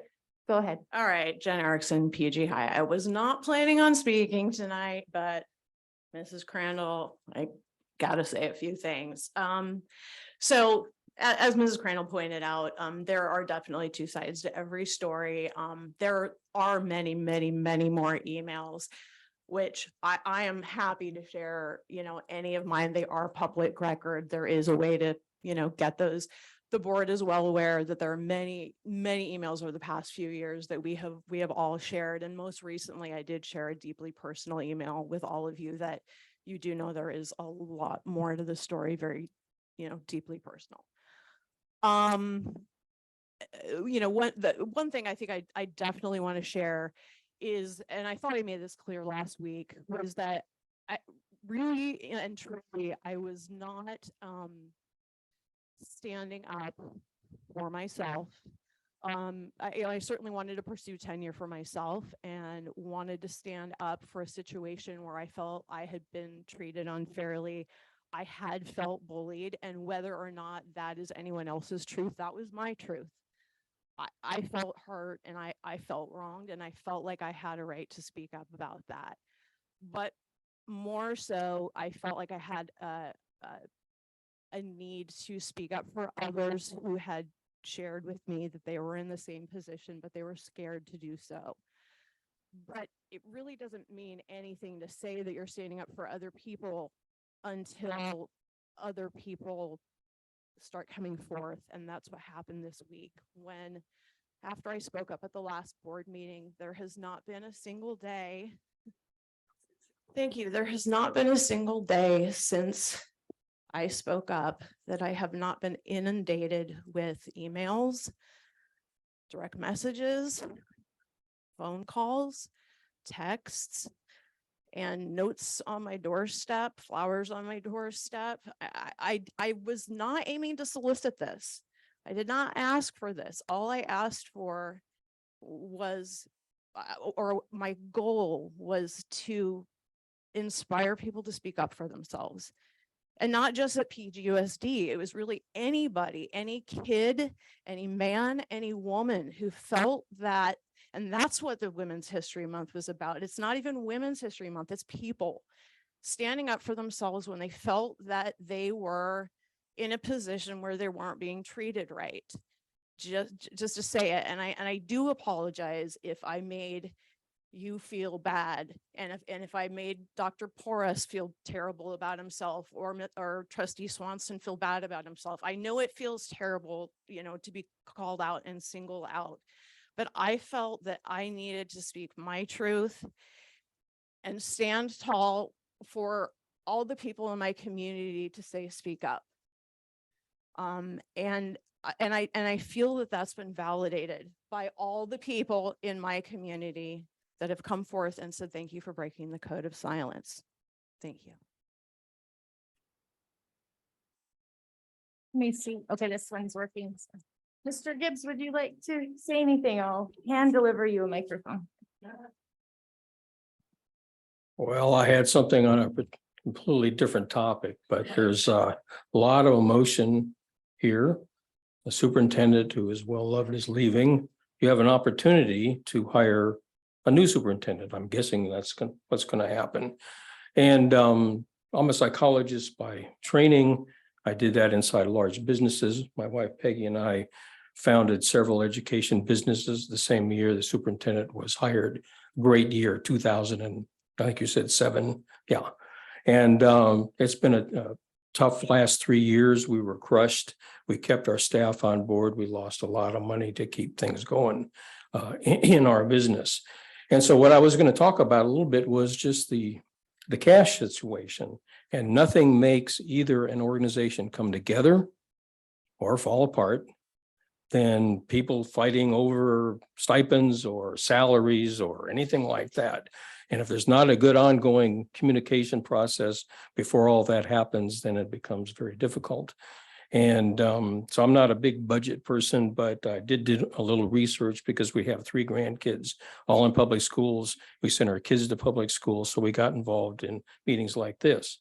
And so everybody knows the numbers. The budget for the PG school district is around $40 million, I believe, which is more than the entire city of Pacific Grove, right? Tax revenue from property is around 33 million. I researched this, the general obligation bonds. You know this better than I do. I'm just learning. I could be wrong. Looks like the balance as of 2019 was somewhere in a vicinity of $46 million. Then there's unfunded pension liabilities on top of that. So I don't think with the economy the way it's going to be, we are going to enter a recession. Things are going to be very difficult. And either this board and the staff and the admin people and the teachers are going to come together and make some hard decisions together about the budget, not just a stipend. I don't understand anything about the Saturday music program. It sounds like a great thing. But I would probably be in support of that. But I would just look at some of the ratios that you've got here with the staff costs. Your staff costs are around 91% of the budget. I heard this in February at the meeting. For Carmel, they're about 85%, right? Nationally, they're 81%, right? City of New York, staff costs, salary and benefits are about 75%, about the same as Little Rock. Right, a lot smaller place, so it has nothing to do with size. So I think these things are going to have to be worked out. I hope the next leader that you have here, I think the superintendent you got now has been a great force for bringing people together. Hopefully you'll have that and somebody that's going to be focused on also the financial aspects, because that could either bring you together or take you apart. So thank you for letting me bloviate a little bit. And I think it's you have a great staff here. I've met some of them, and thank you very much for your time. Appreciate it. Thank you, Mr. Gibbs. And seeing no more public comment online and no more public comment in person, we're going to close that portion of the meeting. Thank you all. Next, we're going to move on to consent agenda. Consent agenda is before us. We've got A through P. If any board member, I'm going to start with trustee Brian Swanson. Do you have any questions, comments, or agenda polls? Nothing to poll. I wanted to point out really quickly on under whichever one it is, overnight activities. There was one that just caught my eye. I don't Okay. need to pull it, which was I think it was a dance trip. It was like $5,300 and so much bigger than everything else. But Principal Garcia through Dr. Porras explained that it wasn't just the bus, it was the whole kit and caboodle and hotels and all that stuff too. So I appreciate the explanation on that. If anybody was looking at that number and wondering why it was different or so much higher than the others, that is why. Okay, did you submit it in writing in advance? I didn't see that question. That's a good question and good answer. I didn't see it in the Google Doc that we submitted. Oh, no, I didn't do the Google Doc. No, Or no, did you send it to Dr. Porras in writing? I did send it to Dr. Porras. Okay. But yeah, I forgot all about the Google Doc. I just thought I'd mention it at the meeting. It's okay. You're not responsible for putting it in the Google Doc, but Yeah, we next missed that time. one. Okay, next time, cool. Okay, after trustee Brian Swanson is myself, and I don't have anything on this, so we're up next to trustee Dr. Hazen. Nope, nothing to pull. Okay, Clerk McNary. Oh, I submitted my questions ahead of time and had them answered by staff, so I'm comfortable moving forward. Okay, trustee Otmar. We got revised contracts for K and M, so I don't have anything to pull now. Okay, I'm going to go to the public for comment, and then after that, I'll pop back over to the board and we'll see if we can get a motion on it. So any public comment, either online or in person. I see nobody online. About the consent agenda? Yes, if any member of the public here would like to comment on consent, you're welcome to do so, and you get 3 minutes. All right, 3 strikes and I'm out. But Yes. I know you've got a long session tonight, and I was going to ask you to remove 7M. I think that's the printing contract with Casey Printing. I didn't understand. It looked like it was $24,000 for printing an annual report. I think there may be more than that. So now that I have raised the issue informally, I'm not going to ask that to be pulled. You know what we can do is we could have staff follow up with you so Yeah, that that would this be is, good. this is a Yeah. recurring one, so it'd be good for you to know. Yeah, So, because yeah, I don't know much. that's I'm okay. like Yogi Berra. I don't know a lot, but I suspect a lot. So Dr. Portas or Mandy, or would you make a note to follow up with Mr. Gibbs on item M? That is Principal Martinez's. She might follow up, or That's the Casey Printing. yes, Casey Printing. Sure. Okay, thank you so much. Any other public comment, either online? No, okay, okay, thank you so much. Hopping back to the board, any ideas pop in your mind about consent? Okay, can I get a motion?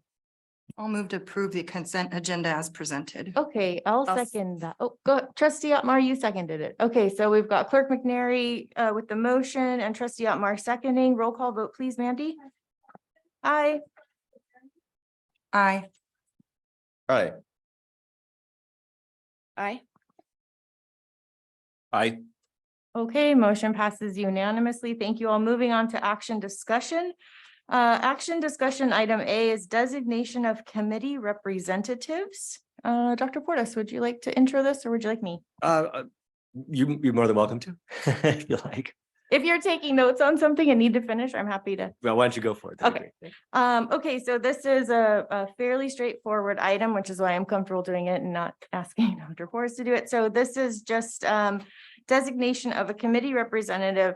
Number 1 for Community Human Services. We originally had trustee Brian Swanson as the representative and Clerk McNary as the alternate. I was gonna say backup as the alternate, and circumstances have changed. So trustee Brian Swanson, you would like to resign from that spot? Yes, that's correct. And with regrets, really, it's as they shifted from online meetings into in-person meetings, and with my level of just my workload these days, it's just impossible for me Okay, to get out in the middle of the day. that's understandable. So we can have a little bit of a process here. Would any of the board members like to be the representative for Community Human Services Board? Yes, I would. Okay, we've got Clerk McNary would like it. I'm just gonna go from Brian this way and let me see, Ralph, how do we vote on this part for the, do You we could make a motion putting Jen in and another alternate? Yeah, I think that's the best way to do. You can break it up into two different motions. Okay, I'll That's do fine. that. Thank you so much. Okay, so we've got Clerk McNary on deck for representative. Would any trustee like to be alternate? Elliot, are you? No, I was gonna make the first motion, but I'm, Okay, Laura, okay, you cannot. Okay, okay, I will be the alternate, or at least I will be putting my name in for the alternate. We'll see how the vote goes. Okay, so first of all, you go ahead, Elliot. I would love to make a motion if I'm allowed to. unless we need some Yes, you discussion. can. Yeah. I Oh, would love actually, you know what? Hold on, let me go to public comment real quick. Thank you for that. Any public comment on this item? None online. Anybody here in public? I don't see anybody in public. Okay. So go ahead, Elliot. I would love to make a motion to put trustee McNary, I should say Clerk McNary, and as the primary and President Carolyn as the alternate for community services. Okay. I'll second that. Trustee Hotmer seconds. Okay. Roll call vote, please, Mandy. Aye. Aye. Aye. Aye. Aye. Okay, motion passes unanimously. So that means that Clerk McNary is the representative for Community Human Services, and I'm the alternate if you cannot make it, from my understanding. Dr. Portis or Mandy, do you mind following up with the Community Human Services staff? Because they like to know who, they had asked that before. Yep, we got it. Okay, Thank you. thank you so much. The second part of this item is a little bit of a discussion kind of required by the board. So several times over the years, I've heard ideas and of the city and the district kind of liaising, communicating a little more often about certain topics that may overlap with the district. So I've heard that, and then Dr. Portis at an agenda meeting mentioned that we actually used to have such a committee. So will you describe that really briefly? Sure, I think you did a great job. We would have two trustees, so we're not a majority. Usually meet with one or two of the city council members or the mayor, and then the staff. So the various city managers over the years, but Ben Harvey most recently, and myself. Assistant Superintendent Jordan might be there.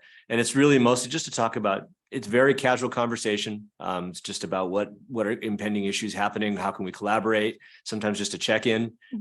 We have not, I mean, to be clear, we haven't brought this up to the city again. We've talked about it in the past. So this would be the sort of, this is our interest. We'd like to do this. Here are some people that would like to do that. And then my next step would be to reach out to City Manager Harvey and ask him if they'd like to begin that process again.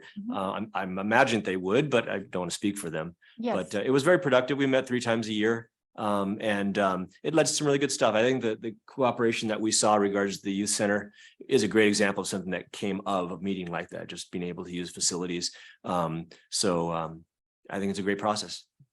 And thank you for that synopsis. So just to be clear, this is step 1, maybe even step 0, right? Yeah. Because we have to make sure the other party is agreeable. 0.5. 0.5, we're 0.5 in. And so what we could do tonight is kind of show interest if 2 trustees are interested in this, and then at least we know that part of it. Oh, I guess we could take a vote on that as well. And if the committee never happens, then that's okay. Yeah. So would any trustee be interested? Elliot, you put your hand up. Yeah, I'd just love to. I've served on a PG city board as well in the past, and I feel that growing collaboration is beyond critical. You see moving value forward. in this? So I would love to put myself forward, recognizing I may not make all the meetings, but I will try my best. Okay, sounds like we should also have an alternate then. Would anyone like to be the alternate on that? I can do that. Okay, trustee, yeah, okay.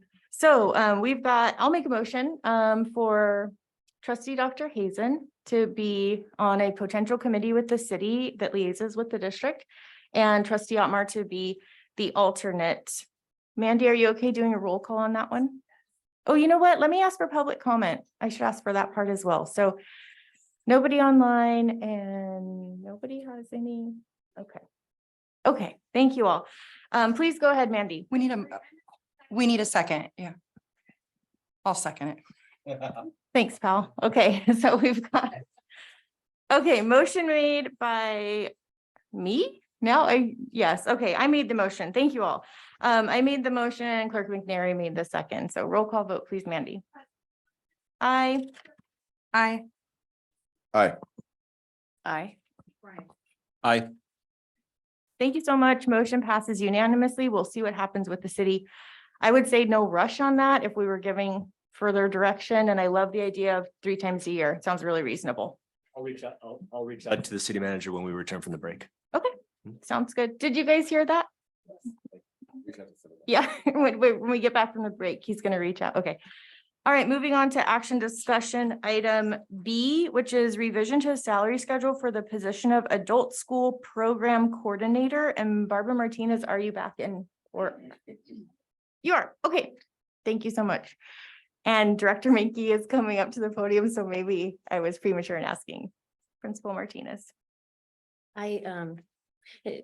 Hello, trustees, President Swanson, members of the public. I'm Billy Mankey. I'm the HR director for the district. And actually, this item was presented at the last board meeting. I wasn't able to make it, but it didn't have quite the detail that we've provided tonight. And it's an increase to the adult school program coordinator position. And our reasoning for this is that it's fallen behind competitively within our recruitment, Tri-County recruitment area. And so we're bringing it in. You can see the chart that we presented. It's not the highest, but it's not the lowest. It would, if you approve this tonight, it would be second in our adult school, the districts that we used as for comparisons. Thank you for that. You're welcome. Thank you. Okay, actually, the first one up is Trustee Otmar on this item. Please go ahead. Thank you. I do have questions about this. As I look through it, I suppose the numbers aren't adding up for me. I'm looking at the proposed salary schedule, and step 1 is an increase of $14,192.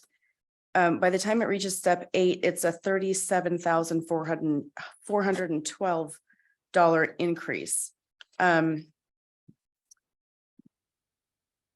seems pretty steep. So as To I go look from at the end, from the beginning to the end. and as I look on the back here for comparison, I looked up Pajaro Valley. I see the Assistant Director of Adult Ed listed as a comparison. They have an adult school program coordinator in Pajaro Valley. And that was, I didn't write the amount down. I believe it was in the 80 some odd $1,000 range starting, and that was November of 2022. So I'm a bit confused about the comparisons being made here. And I wondered if you could clarify. These were ones that we felt would be competitive, both for recruitment and as well as retention. And then also we also look at our own salary schedule with our classified employees. And this position falls, it's one of our lowest ones on our current classified salary schedule. The position is critical for the adult school. It does all of their state and federal reporting, and it's specialized reporting strictly for the adult school program. Okay, could you clarify though the comparisons here? Why? I guess I'm confused on why Assistant Director of Adult Ed was chosen as a comparison instead of the adult school program coordinator. Trustee Otmar, if I may.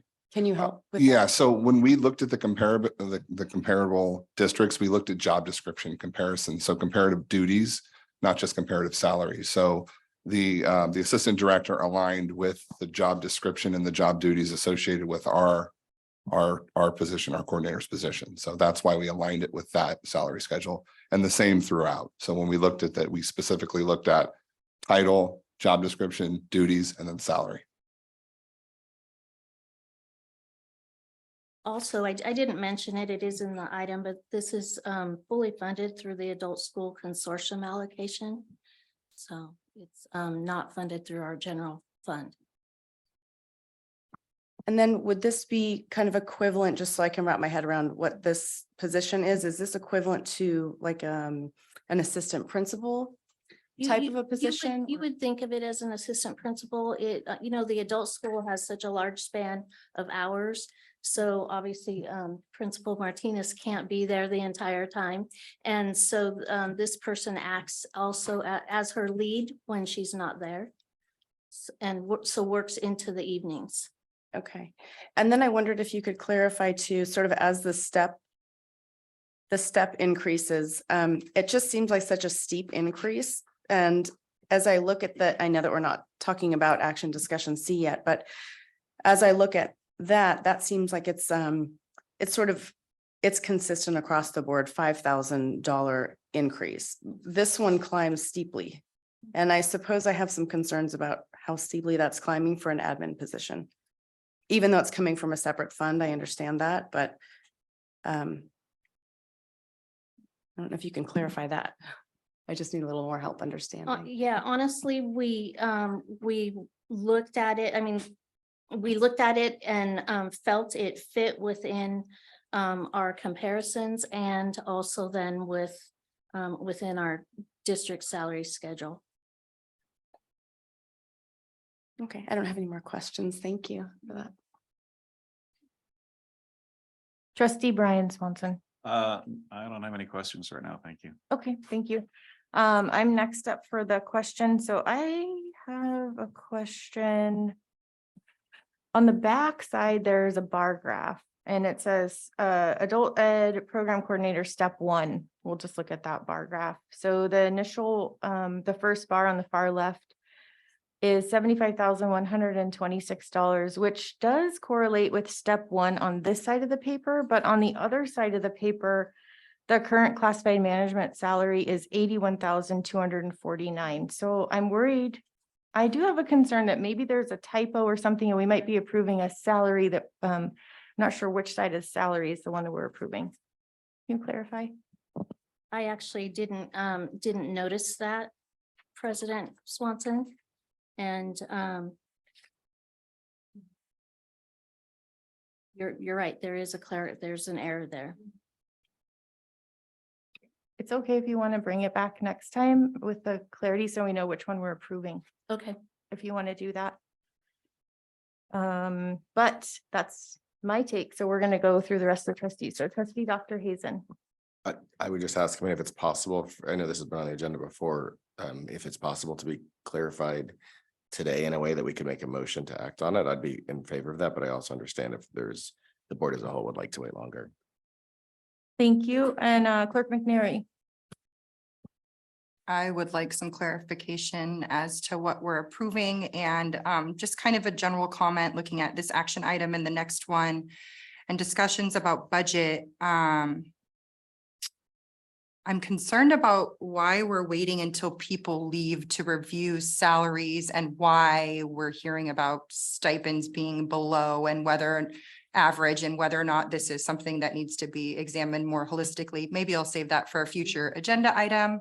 But I am on the same page. I'd like to know what we're approving before we approve it tonight. Okay, and just in glancing back at this again, President Swanson, if you look at step 1 on the chart. On It's the 126. first, it's the top one. It's the program coordinator as it is today, 75,126. And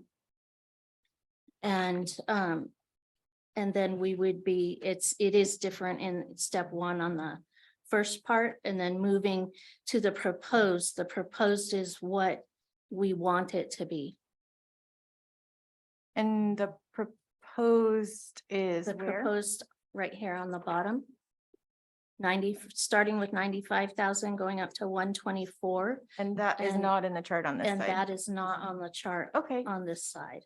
Okay, let me go through the trustees then, and then thank you for that. And public comment, and we'll see how this rolls out. So did I miss a trustee? first of all, on the first round? Okay, I didn't think I did. We don't have anyone waiting online to speak in public comment. Would anyone here in person like to speak on this item? We have quite a few folks here. If anyone would like to speak. Mr. Keller, you're just going outside. Okay. Sorry, I didn't mean to embarrass you. Okay, bringing it back to the board. So trustee Otmar, I'll start with you again. We'll just kind of stay on the same trajectory here. So to clarify now, it's 75,126 is step one. That is the current Right. salary. So now it's at nearly 20,000 What we have on the, increase. on the backside. Yeah, yes. I would like either for this to come back. If it stays today, then I'd be a no vote. Trustee Brian Swanson. You know,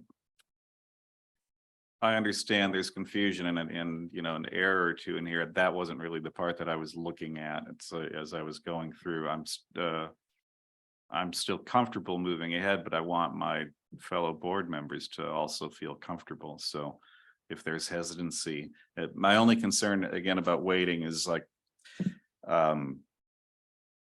we need this position filled, and I think it's impacting our ability to offer or maybe a more robust, I think is that, I'm getting a nod from Barbara where it's just like where have more classes and than we do right now. And I think that because there's just so much other stuff that needs to be done at the adult school, that's why we're having this position. I'm just concerned that we're losing time.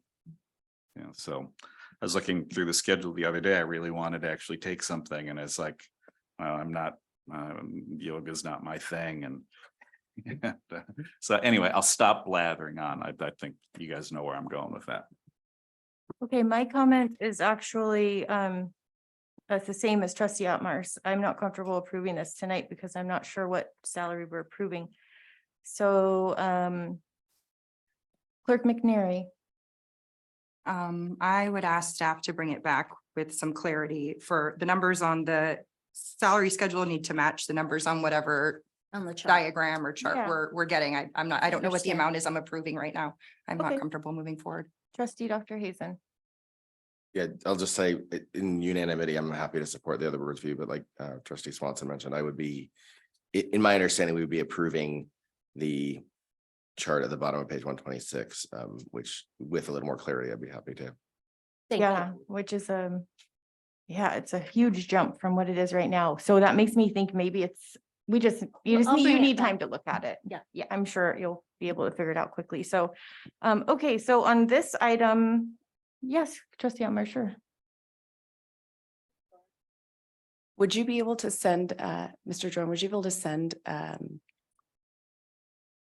sort of the comparisons, the description, so that I can better understand kind of what we're looking at? Because it's a pretty steep jump. And I also wonder when was the last time that this position was assessed for salary? Do you know what year that Did we was? bring this 5 years ago, I think? Yeah. 4 years. It was 4 years ago.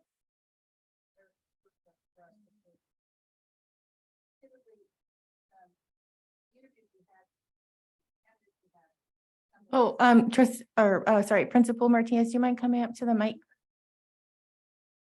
Thank you, Josh.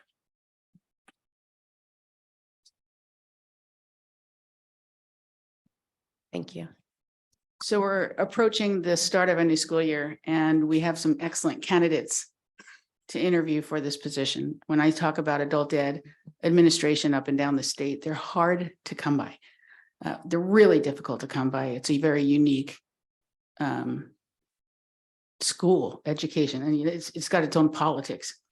So when I say that when we need to recruit and retain the excellent candidates that are out there, the ones with experience, years of experience, they would come to us, either being hired at a level 1, not necessarily coming in at step 5.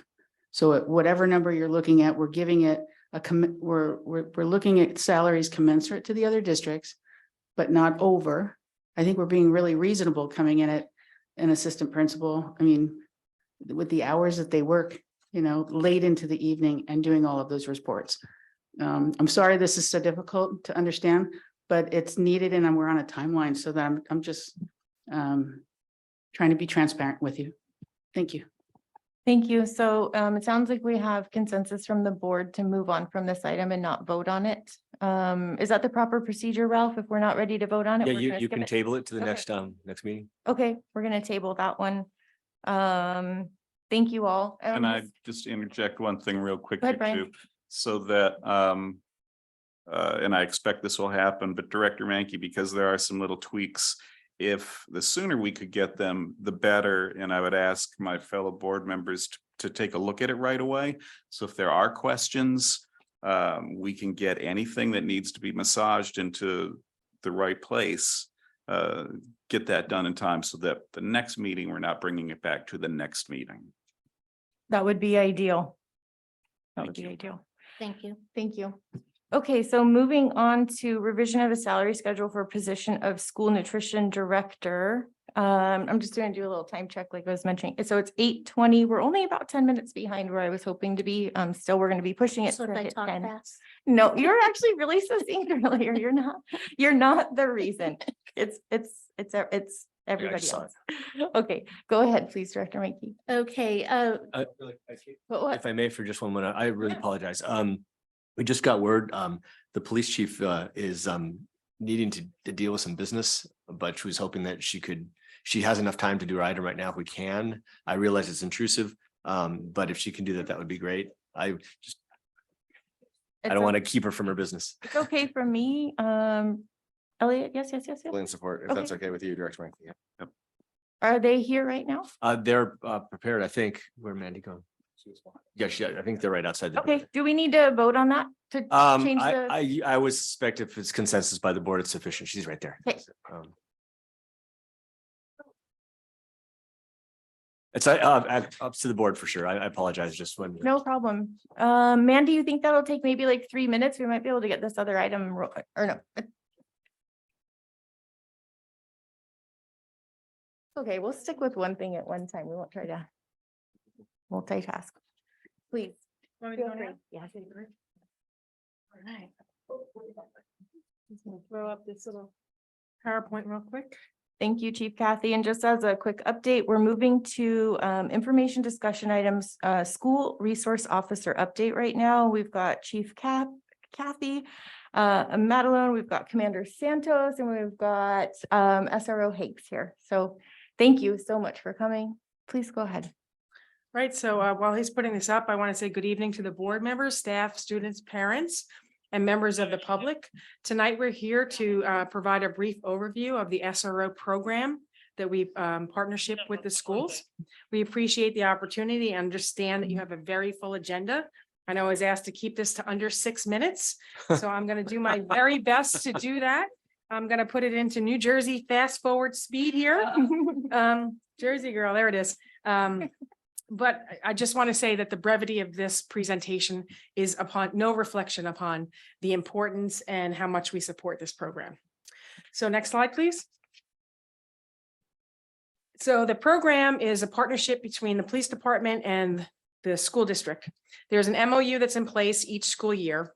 And we provide a dedicated school resource officer, Officer Hanks, who allocates time at each campus during the school week. Officer Hanks develops relationships with students, faculty, and parents, and he's available before, during, and after school. Officer Hanks teaches DARE and other school programs and attends after-school activities. Next slide. There are many SRO programs across the country, but tonight we're here to talk about ours.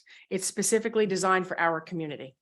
We take great pride in the program, and SRO Hanks has worked very hard to develop relationships with school officials, students, parents to build rapport and trust. His presence on campus serves as a deterrent to school-based violence.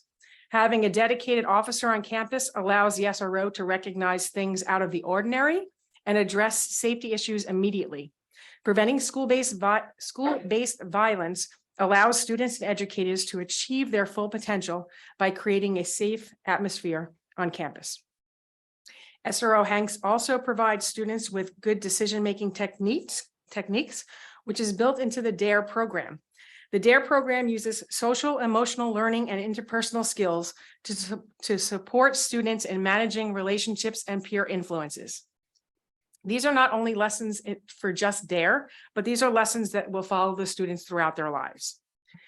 Because relationships are created, our SRO really gets to know our students and recognizes when they may be having an off day.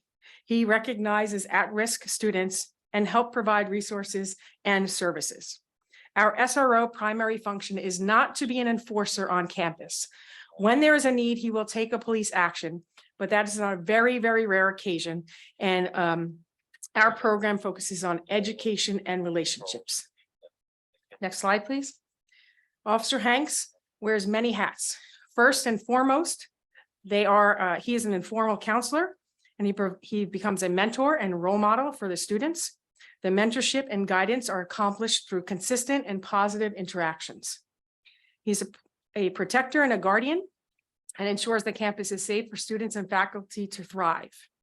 He becomes a problem solver, having informal conversations, developing bonds with students and faculty members, and discussing problems they're experiencing at school and at home. He's an educator. He teaches DARE and other topics at the request of the district or based on the need of the current issues that we're having in the community. When necessary, Officer Hanks will take law enforcement action when circumstances warrant a more direct law enforcement approach, such as threat or violence on campus. Next slide, please. Other benefits to the SRO program are that the SRO encourages dialogue between the schools and the law enforcement to help bridge the gap between the two professional cultures. Helps prevent school-based violence, connects at-risk students to needed services, diverts youth from juvenile court, and creates a safe, secure, and peaceful school environment. Having a sworn law enforcement officer available at the school who is familiar with the school's design and layout and has knowledge of staff and students can improve the efficiency of response to an incident and diminishes critical response time and recognizes hazards and addresses them immediately. By building positive relationships with students, SROs gain knowledge of issues occurring in the community that can impact school safety, which gives them insight into campus threats, community problems, and safety concerns.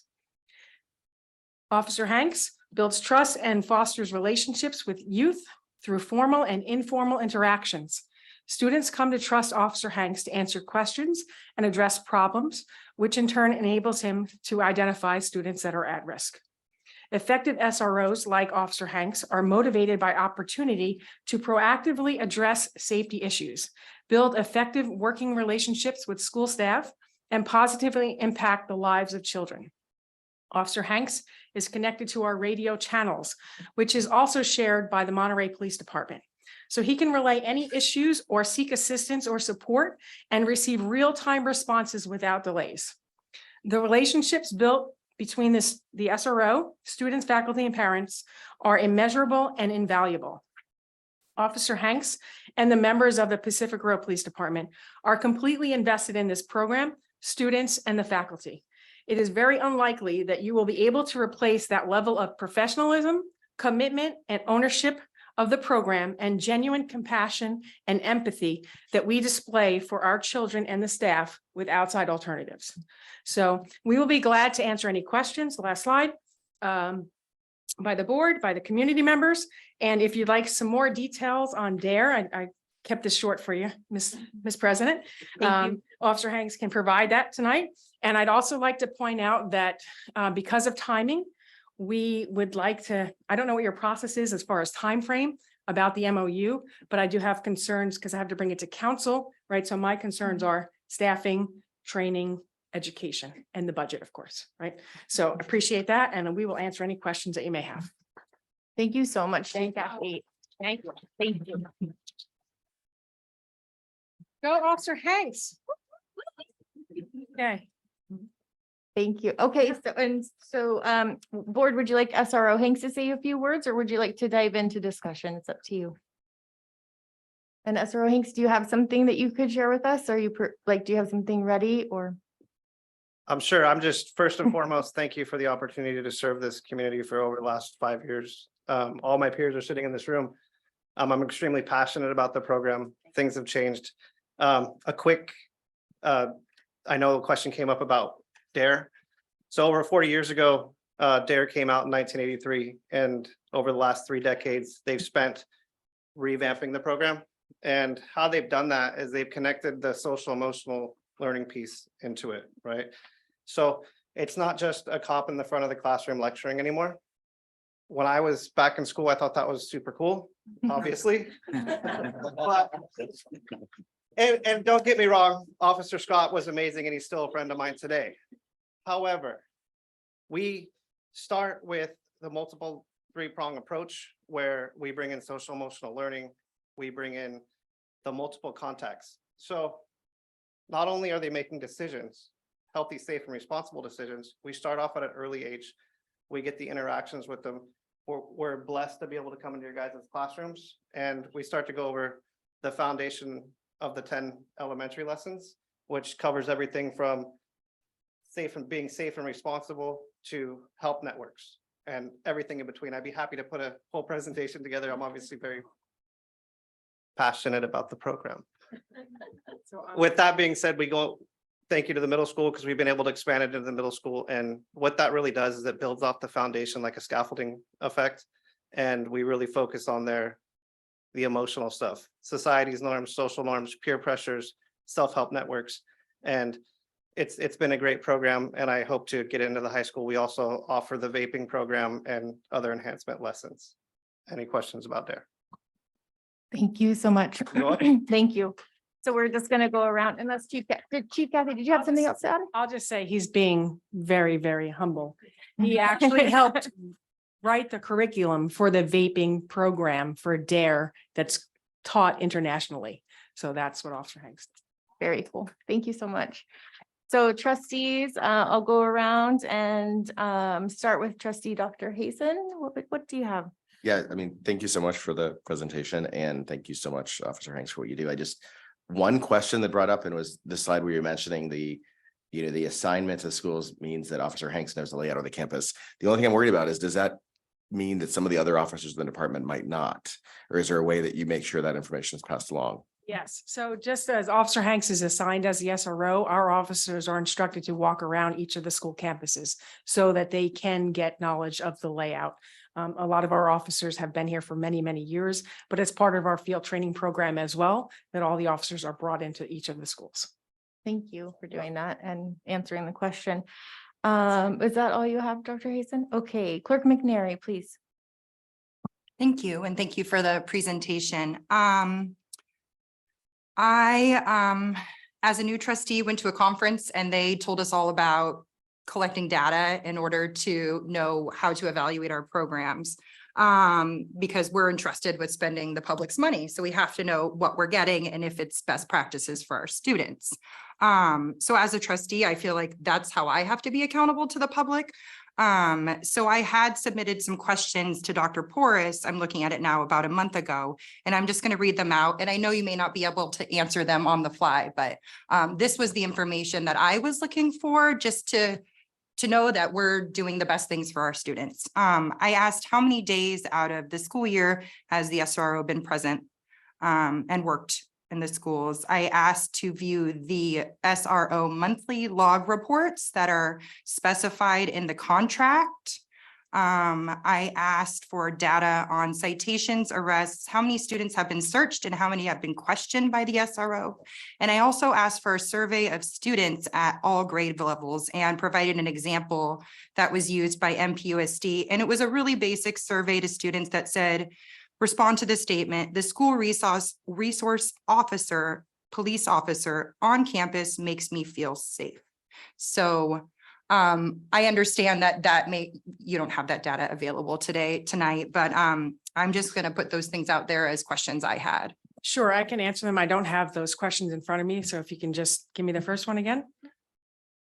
I guess out of the school work year, how many days has the school resource officer worked on campus this year? Sure. So he only missed 21 days in the school year. Okay.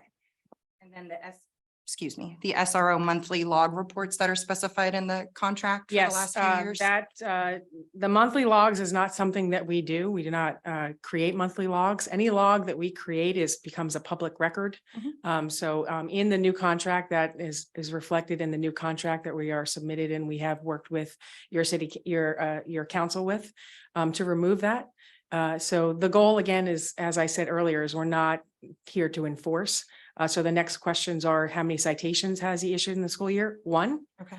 And how many arrests has he made? 0. Okay. And how many searches has he done? 0. Okay. And how many formal interviews is 0. Thank you. That's all really helpful. You're welcome. I appreciate it. Thank you, Chief Kathy. You're welcome. Thank you. Let's see, Trustee Otmar. Thank you very much for this and for everything that you do. I really appreciate it. I do think our students feel safer with you around. I'm happy that you do what you do. So thank you very much for that. And I don't have any questions. Thank you. And Trustee Brian Swanson. Thank you for the presentation. I loved, as you guys walked in, young Ms. Lippert waving to you guys. And to me, that alone is like a real great sign of success. You know, that for our kids to feel comfortable around police officers. I feel, that I believe that our students are safer in numerous ways. What you're doing with DARE is great. I think you actually got sued maybe by a tobacco company or a vape company or something like that for part of your involvement with it. So, well, we came across an unprecedented time, right? To be 100% honest, I don't know if I want to put this all the way out there because I don't know the rules changed around vaping, and I wanted to be able to provide an answer, right? I wanted to be able to provide some education for our students and try to curb the epidemic, basically. And so I reached out to the powers that may be and established some wonderful relationships with Dare America, and we were able to provide an answer, right? And now that answer has gone global, and I'm extremely proud about that. But I'm looking forward to our next adventure. I hope that nothing comes and impacts our kids. Yeah. But it's a tool that our district, I'm so proud of it. All the teachers, all the 5th grade teachers, all the elementary school teachers, all the high school teachers that gave me feedback. I'm able to, and I still currently do that. As I go through my DARE classes, I check in with the teachers. Hey, what'd you think? What can we do differently? And my 5th grade teachers at Robert Down and at Forest Grove are always great at giving me feedback. I think after the pandemic and bringing DARE back into the middle school, being able to work with Ms. Pettis and Chip Dory, it was amazing because we've been able to provide, once again, the wonderful Pacific Grove district has been able to provide DARE with feedback and how they can revamp their whole entire program and make some great gains. So could never be more proud of our teachers, and I'm just glad to be part of the team. Right. Thank you. And we're lucky to have you, and for 5 years too, which I think is also saying a lot, really, but that you've been with us that long. So thank you. And thank you, everybody, tonight. Thank you, Brian Swanson. Do we have any public comment right now, either online or in person? Nobody online, so please, Director Rogan, go ahead. Thank you very much. Just wanted to let the board know of another role that Officer Hanks plays, and it really came across last week when 5 of us went to a multidisciplinary threat assessment training at the county, a very important element of any overall safety plan. And one of the important aspects that they talked about was having a working relationship with your local police department, so that when they get involved in a threat assessment, it's not necessarily about trying to take action against someone who has the potential to cause a threat, but to kind of have the law enforcement point of view present, so that as we try to figure out whether or not someone is going to be a danger to our schools, that we have that level of expertise present as part of the discussion, along with school counselors, admin, teachers, mental health professionals. And so one of the great things about Officer Hanks and the service that he gives us is that he's not seen as the person who's just constantly trying to bust kids, right? That there's that positive relationship that's formed. Plus, he's going to know the students in case there's a concern about one. He's probably going to know the student that we have to do a threat assessment about. And so having that prior knowledge is priceless. I know that as the principal of Forest Grove, back when I was there, I always felt better knowing that there was going to be basically an instantaneous response by PGPD, and Officer Hanks had a huge role in that. So, the SRO contract is money very, very well spent by the district, in my opinion, as an employee and a taxpayer. Thank you. Thank you, Buck. Anyone online, Louis? No one online? Go ahead. Principal Barbara Martinez, Director of Safety. I'm working with Justin for the last 5 years, but just been an incredible support to me as Director of Safety.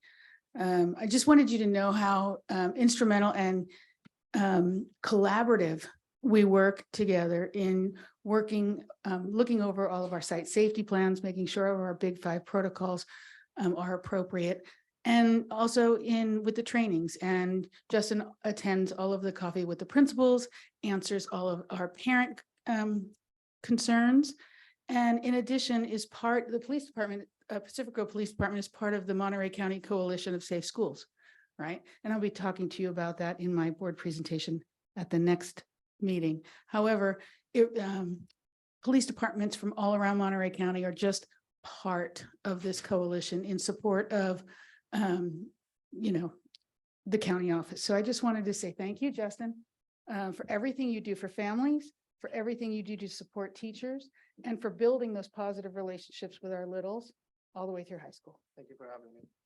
Thank you. It looks like we have one person online. I did want to acknowledge all of you for coming in late at night. I don't know if this is within your typical schedule to do something late like this, so we really, really appreciate it. So thank you so much for your time. Go ahead with the person online, Louis.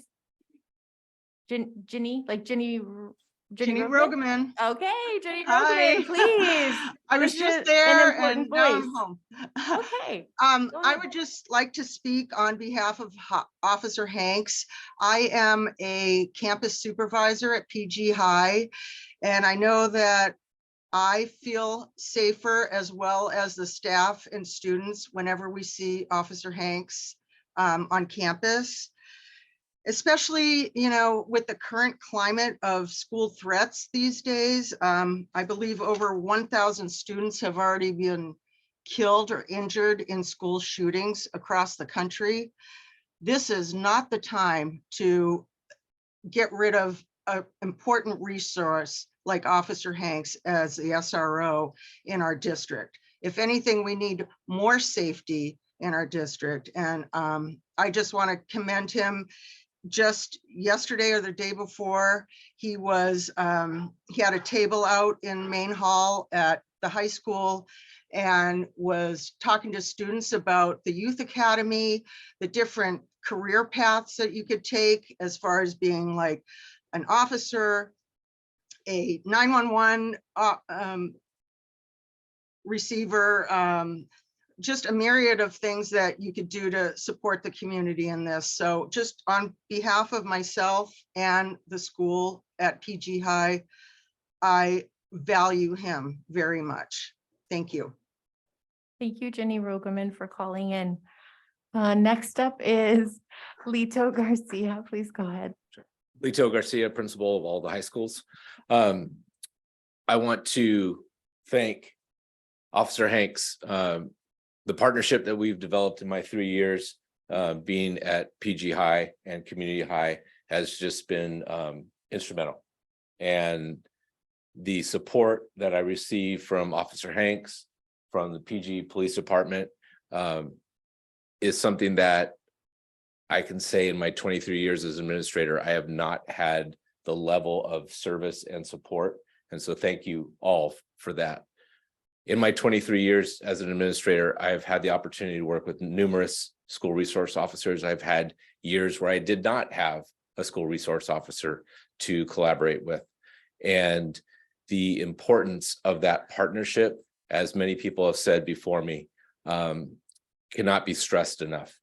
And this partnership needs to continue, not just because of the physical presence of having a police officer on campus, but the opportunities for our students to see how those of us who work in the public sector are here for everybody.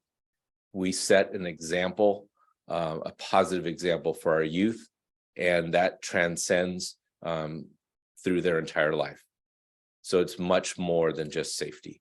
And I, for one, want to continue to see school resource officers on our campuses. I obviously want to see Officer Hanks continue in that role. 5 years is a long time. And I hope he's willing to do at least another 5. So thank you. Thank you so much. Louis, is there anyone online? Nobody online. Oh, somebody in person, please go ahead. Well, I just wanted to say that I think the DARE program was really fun and we learned a lot from it. And I definitely felt safer with Officer Hanks on campus. Thank you. Thank you. Really good comment. Thank you. Okay, coming back to the board. So this is information discussion, which means that at this time we can direct staff to bring the contract back at the next meeting if we would like to do that. I personally, I have a couple of things I'd like to kind of tighten up in the contract, but I think I'll save those comments for when the contract comes up. But tell me timing wise. So you were mentioning timing with city council. What were you thinking? You need to You could tell do them. it in the next meeting, that would be fantastic. Okay, and that's April 20th. April Is that 20th, okay? and then I could bring it the first meeting in May. Okay, okay. Board, since it's info discussion, we don't necessarily need a vote, but we need a consensus on direction. Elliot, I saw your finger. Go ahead. Yeah, I was just gonna say if it's possible to get the questions answered beforehand, so we could have it on the 20th agenda. I think that I'd love to have, The 20th. yeah, more Yeah. clarity. But like you're saying, doing this in between board meetings as much as we can Absolutely. would be awesome. Thank you. Trustee Otmar, I agree with that. Clerk McNary. Yeah, that's fine with me. Okay, Trustee Brian Swanson. Yep. Okay, Yep. so direction to staff, please bring the contract forward for April 20th. Go ahead. Oh, go ahead. Just one question is, do you need me here for that? If I may, we have had legal counsel, both the city and our legal counsel review the contract. So that part of it, in the renewal part, it kind of came from the city to us, then we checked it out, then went back to the city. So it's gone a couple of different times. So that may help just in regards to answering any questions. I think there are any other questions about it. If you want to send them to me prior to the meeting, I can always pass this back over to Chief Madelon or to our legal counsel. Yeah, but the heavy lifting has been finished. So to be clear, are you saying that you want Chief Madelon to be here? No, I don't think she needs to be here. I think I agree. Yeah. And we're all in agreement. We're going to send these questions in as soon as we can. Perfect. If you have the draft contract, if you want to send it out to us yes, we can. tomorrow, I guess it'll come out in the packet. Yeah, we can send it. Yeah, it'll be in the packet as well. It'll be in the so- packet. I know, we got to get that in there. Yeah. Yeah. Okay, great. And I think I missed it's in the one packet question already. that you All right, had. Go ahead, Clerk McNary, did you have an additional I question? think you had one last question that I didn't address when I was up here earlier is about the survey. And I spoke to Dr. Porras about that, and I am totally fine with you doing the survey. Should come from the school because it's for the students, but I encourage you to put it out there. The one question I would recommend is send it to the teachers and the principal, staff, faculty as well. And maybe put a comment box so that you can see all the, I'm gonna guess there's gonna be overwhelming positive comments for Officer Hanks and the program, and it would be great for you to see it. Yeah, I appreciate that. And I just, for the record, I want to make a point that I don't have an opinion either way. I just want information and Oh, sure. we don't. Yeah. Yeah, I love the That's data. probably what you'll see in the contract is we're trying to get some sort of data to just compare previous years going forward. How can we do better? So that's where long lines I'm going And to. again, just to stress about the monthly reports. Yeah. We don't want to create records on the students, the records that he's created is 7 in the whole year. And those were things that rose to the level of having to do an investigation, having to write a report. The majority of his contacts are informal contacts. that he has with the students and forms those bonds. So, I mean, I don't think the parents would be appreciating that we're doing monthly logs because they become police records then, which are releasable according to PRA rules Yeah. with redactions, right? I was just curious because it was in the contract for the last few years. Yes, and I apologize for that. I came here in 19, so, you know, it was presented to me. I didn't, right? So, and then we had COVID year. And so I really looked at it this year and yeah, clarified some stuff. Thank you. Yes. Thank all three of you for President- coming. Thank Madam you so President? much. I'm sorry if I may. Yes. Just one thing, because I would be remiss if I didn't. Go ahead. I want to appreciate our law enforcement partners, Chief Madelon, Commander Santos, Officer Hanks. I dealt with SROs the first time as a teacher 30 years ago when they were starting the program in Santa Cruz City Schools. Officer Lennon at the time, now Inspector. And watching that program grow across the county to seeing where it is now has been just phenomenal in terms of the progress.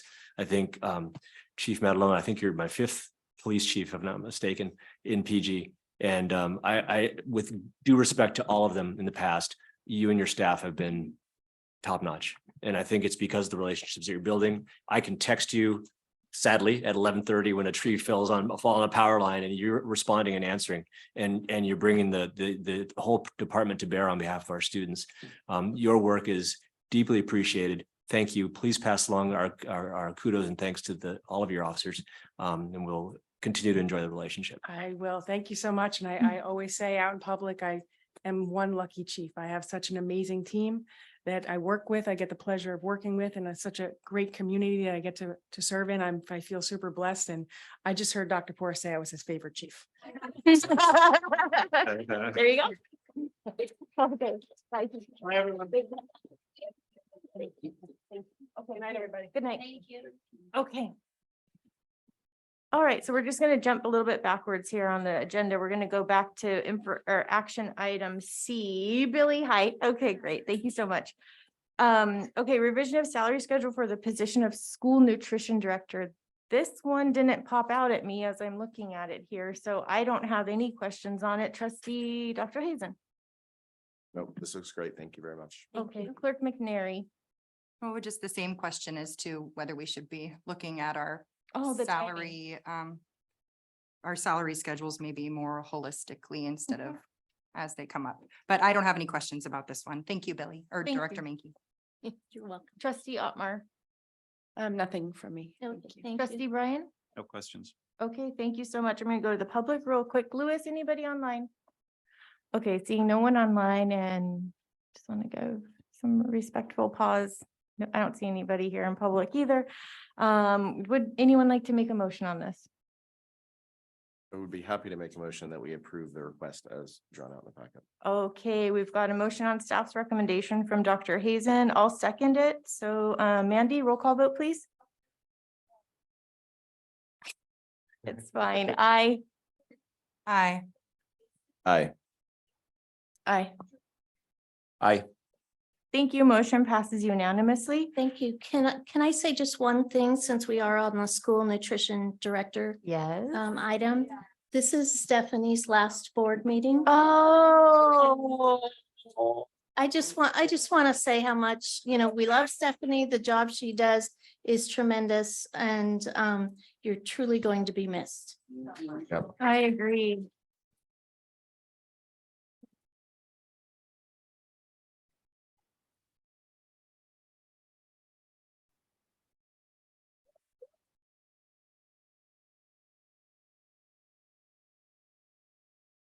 I just want to say climate change is going to make it warmer here. If you do think. Yes, you'll be sorely missed. Thank you so much for your service and for having such a positive, wonderful food service team. Okay, so moving on, regrettably to the action D, consulting contract with Lakeland Holdings DBA World Stride / Specialty Travel Programs. This looks like it's Principal Garcia's item, if he has anything to say. Oh, I'm sorry. Okay, so it's action item D. It's the contract with Lakeland Holdings.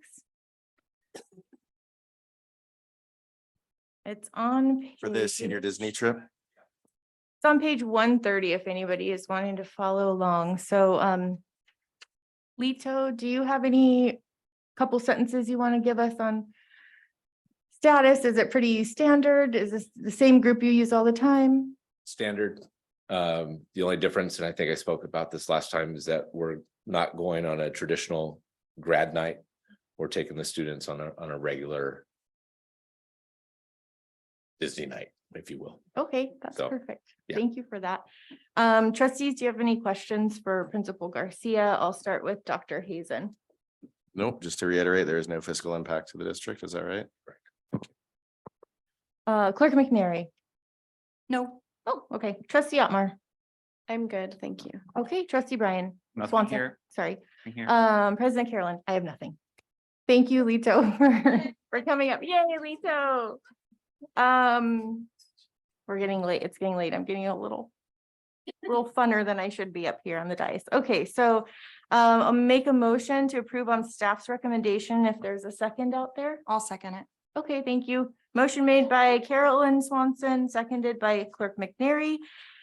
Mandy, roll call vote if you wish. Aye. Aye. Hi. Aye. I Motion passes unanimously. Thank you so much, Mandy. Okay, I'd like to take a 5-minute break before we dive into action E, discussion and possible action regarding superintendent search process. I need to take a 5-minute break, so I'm hoping the rest of the board is agreeable. Thank you so much. We'll be back in 5 minutes, which will be exactly 9 o'clock. We are gonna start up in just a moment. We found a student trustee and her name is Taylor, and she's going to bring us back to the meeting. So go ahead. We are back. Would you like to continue to sit up here with us? Okay, you're in. Okay, so right now we're going to move into action item E, discussion and possible action regarding superintendent search process. This is an open session item, and we have the absolute luck that our attorney Lou Lozano was able to join us remotely. So Louis, do you see him online? He texted that he was. Yes. Okay, great. So Ralph, is it all right with you if Lou actually presents this item when we speak about it? Totally understand. Okay, thank you so much. Lou, do you mind giving the trustees a quick synopsis with your, I think you have teacher DNA because you're really good at explaining things. So please go ahead. Thank you very much. Good evening, President Swanson and board members, and even the newest board member. You are embarking on the most important task you will fulfill as board members, and that's selecting your next leader. It's a little bit late in the season, but it is not too late to start that process. There are essentially 3 courses that you can follow in initiating a superintendent search. Some districts do the search themselves. That is an option. They use their HR department to conduct that search. I know that the Monterey County Office of Education does conduct searches for some of the school districts in Monterey County. But the most common course that most districts follow is hiring an outside consultant. And there are a number of firms in California that specialize in superintendent searches. The cost of an outside consultant is about $30,000 from beginning to end. That process is initiated by sending out a request for proposals to the firms that you're interested in, conducting that search for you. There are really 3 searches that we recommend. We have no relationship with them at all, but we found them to be fairly successful in matching superintendents with school districts. And the 3 that we recommend are McPherson and Associates. They have an affiliation with California School Boards Association. Leadership Associates, it's a group of very distinguished retired superintendents. And a firm called Hazard, Young and a T. They're based in Chicago, but they have offices in California. They're a nationwide search firm, and they've done searches for the larger districts like San Francisco Unified, LA Unified, those kinds of things. Palo Alto, to name just a few. So if you are interested in proceeding, what I would recommend is that we contact these firms, ask them to submit a proposal to conduct a superintendent search, bring those proposals to you at your April 20th board meeting for you to interview the firms and decide which firm you feel fits your needs the best. It's not unusual to have a guarantee that if you select a superintendent that one of these firms brings to you, and that superintendent is not successful within a year, that they would conduct the search at no additional cost. And we built a contract to make sure that the district's interests are protected. So that is just a thumbnail sketch of the process, and I'm more than happy to answer any questions that any board member may have. Thank you for that presentation, Lou Lozano. We're going to start with Clerk McNary, please. Any questions? No, not yet. I mean, as far as process, what are we tasked with for tonight?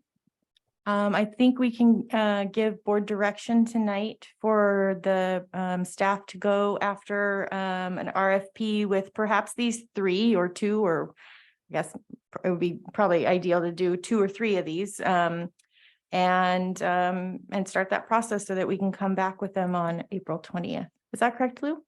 Yeah, I think that would, it's a bit late in the season. Those searches are going on now, but I don't think it's too late. And I think expecting the firms to submit a proposal and come to your meeting on the 20th is not unreasonable. Okay, thank you. Clerk McNary? I'd be in support of that plan. Okay, thank you. Trustee Otmar? I don't have any questions about the process. I am also in support of that. I would like to get proposals from all 3, if possible, on the 20th and move forward from there. Thank you. Trustee Brian Swanson? The same. I'll echo what trustee Otmar had said. Ideally an RFP to all 3, especially in case one of them doesn't come in and we end up with 2 or whatever. It's with people so busy right now. Better to do more. Yeah. Got it. Okay. Trustee Dr. Hazen? I just had one quick question on timeline. Is it any slower to go through the RFP process than to go the in-house or county approach? And my reason for saying that is recognizing your point that it's late in the season. And then I'll just add a quick addendum on that too. If you have any, not direct examples, but have there been situations where the either in-house or county-led searches have been, have been less successful than a firm? I would love to just get that little bit of data if it's possible to share. Yeah, absolutely. To do a search, these firms have wide networks and know people who are out there who are thinking of moving. Your staff's expertise in this is limited, if any. They don't have that broad breadth of experience or reach throughout the state. Some of these firms will do nationwide searches, include California, but will broadly advertise. And it's difficult for your staff to do that kind of breadth of experience. They're all set to do it. Now, I don't know how busy they are, but I don't think giving them 2 weeks to pull this together is unreasonable. I think that I could get proposals for you all. I would be happy to contact these. Billy Menke can contact them.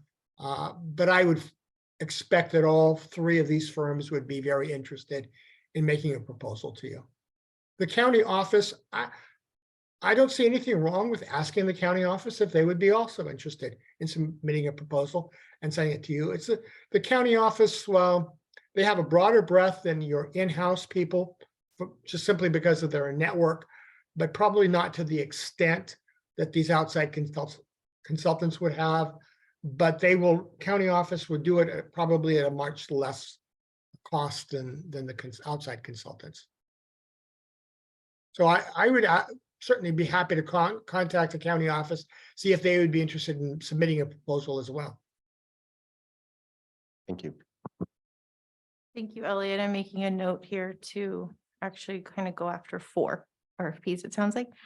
My comment is I like this plan. I mean, I think we're all in agreement, and I think adding the 4th was a really good question. Lou was gracious and generous enough to offer a RFP template that he has and a consultant agreement, I believe. Is that what it was, Lou? Yeah. Yes. So thank you for offering that. I think that would probably be helpful. And so we should vote on this. And I guess one other thing is, as far as the details, at what point do we need to tell you now or wait until we're talking to and wait until we choose the entity about like if we want to do a national search or a statewide search type of thing? I think it would be best for you to have these firms come and interview and ask them the breadth of what their searches that they conduct. And then see if their answers meet your needs. Okay, that's great. So I'll hold those questions until we are interviewing them. Were you going to say something else, Lou? Yeah, I think what we need is really direction from the board. If the board authorizes us to go out for the RFP, that's what we would do. And we would seek proposals from 4 entities, the 3 outside consultants that I mentioned, as well as the County Office of Education. Yes, thank you so much. Go ahead, Elliot. Yeah, President Carolyn. So the agenda is going out for tomorrow's meeting or for tomorrow for the 20th. So if we did have proposal responses from either of the 4 entities, we would have to add that much later, like really close to the board meeting, possibly on the 17th. Is that amenable to the trustees? Like Monday, the 17th. Correct. And then I think it's the best we can do because we have that week off. But what is your guys's take? Yeah. Okay. Yeah, I'm okay with that, given the week off. Tell me about is that doable for staff? I mean, yeah, tell me about the district. Does yeah. district office close down for spring break or will you guys be working? I'll be working. You'll be working. Yeah, I think we're just looking for a little bit of direction on that. So, and then Lou, are we bringing back the proposals from each entity on the 20th? Is that what you are suggesting for review and approval by the board? I would ask these entities to submit their proposals so the board can have them in advance as quickly as they possibly can and give them a relatively short deadline, and that they would come to the board meeting on the 20th and make their presentation. Okay, so we're anticipating 4 presentations that we need to plug into open session, correct, Lou? That's right. It's open session. Okay, and do you mind emailing Mandy the wording for that so she can put it in because we are publishing it tomorrow, that agenda? I will send that tonight. Thank you so much. Anything else details wise? Okay, so I'll make a motion to have staff, no, actually to have Lou Lozano send out a request for proposals to MCOE, Leadership Associates, McPherson and Hazard Young and a T to hopefully yield some proposals by the April 20th meeting. Is that a clear motion for board? Okay. Anyone would like to second it? I'll second it. Okay. Motion made by Carolyn Swanson, seconded by Clerk McNary. Roll call vote, Mandy, please. Aye. Sorry. Aye. Aye. Aye. Aye. Motion carries unanimously. Thank you so much. Yeah, thank you Okay. very much. Thank you so much, Lou. So you can send the verbiage to Mandy and then thank you. Thank you. That's great. Thank you very much. Good evening. And I can coordinate with staff tomorrow. Okay, wonderful. Thank you so much. Good night. Okay. Good night. Okay, moving on to action F, board calendar and future meetings, not to be confused with future agenda items. So does anybody have anything about the board calendar, which is that table that's in the packet and it's on page 137. So trustee Otmar, anything for the calendar? Nope, nothing. Okay, trustee Brian Swanson. No, thank you. Okay, I don't either. Trustee Dr. Hazen. Nope, nothing, man. Thank you. Okay.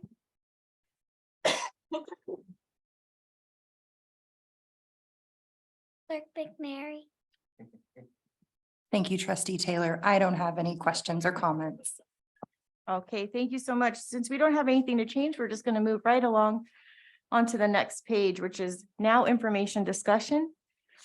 You know, I am remiss. I did not ask for a public comment on that. I'm so sorry. Louis, anyone on public on the line for that? Okay, anyone here? Nobody here looking to comment on that. So now we're moving to the next page, which originally was info discussion A, school resource officer. Check, we did that. Okay, next, National School Public Relations Association communication. Check, we did that too. Okay, C and D were actually at the very top of the meeting. We moved to April 20th.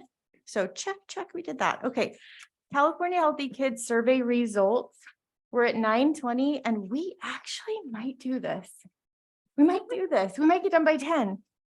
Thank you so much, Buck. In fact, I'm very confident that we can get done by 10. You are. Absolutely. Every year our schools do the California Healthy Kids Survey. We have a little bit of a summary in the board cover page where we focused on the parent program mission for our youngest takers of the survey, as well as the informational letter that goes out to the parents for the 7th, 9th, and 11th grades. There is a copy of the core survey questions that is available online. We have a link in the agenda to that, as well as a link to the state information page about the California Healthy Kids Survey. And I could come up here and talk about all the results for the schools, but I'm not the expert on the schools. So the school site leaders are. And so with that, I am going to turn it over first to Mr. Roach. Thank you so much. Good evening, everyone. Sean Roach, proud principal of Pacific Grove Middle School. I don't know why I clicked. I don't know, but I kind of like it, so I might keep it. What's happening? So you may recall last year we did a similar presentation, and so we are keeping a lot of the data points the same for comparison year over year. If you want to take just a moment and kind of take a look at those, but those are some of the areas that we are going to do a year over year comparison with you guys. And we'll go ahead and go next slide. Okay, so you can see at the state, we decided to keep the state averages at the end. However, you can see for perceived school safety, last year we had 69%, this year 74%, so we made some gains there.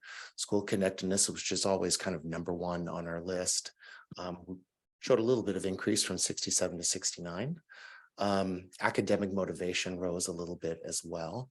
Caring adult relationships is something that I told the staff they should be proud at. This data, you guys, by the way, we have shared with our PTSA, our school site council, and our staffs, because it's important that we're all pulling in the same direction. So we did that as well. Last one there is promotion of parental involvement, which fell down a little bit, which is interesting. We are providing the opportunities, but perhaps we haven't found the channel to engage them a little bit better. I'm going to kind of segue into something when we get back after spring break on Monday, I believe the 17th of April, we're going to be hosting Screenagers 3, which is a movie really geared towards students' use of social media and the new, I wish Officer Hanks were here, the new insidious ways that students are vaping. It looks like USB and all that kind of stuff. So we're going to be hosting that. We like to do that in person because it creates kind of a collaborative for families to kind of look beside one another and commiserate and also kind of connect with one another. But we're also going to be doing a live stream of that as well. So students and families at home can view it, hopefully broadening what we see. That's all from PGMS. Thank you very much. Thank you so much, Principal Roach. What was the date for Screenagers 3? Sorry. Monday, April 17th. Okay. 6:15. If you'd like to join in person, it's in the auditorium. Otherwise, we'll have a Zoom link. Well, thank you. Ooh, perfect.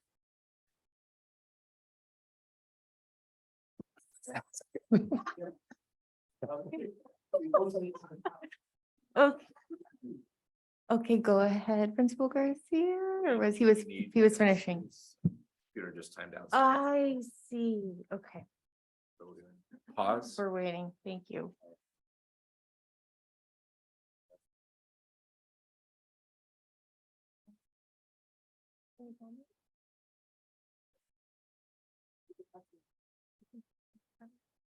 Oh, keeping it on a wait.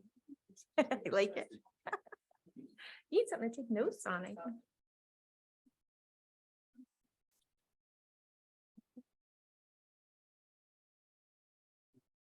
Trying to get done by 10.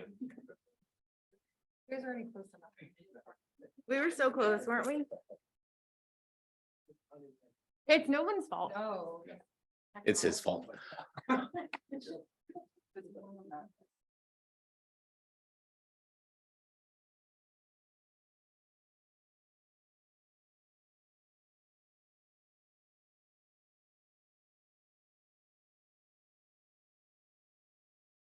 All right, so I'll be presenting on both of our high schools, starting with PGHS.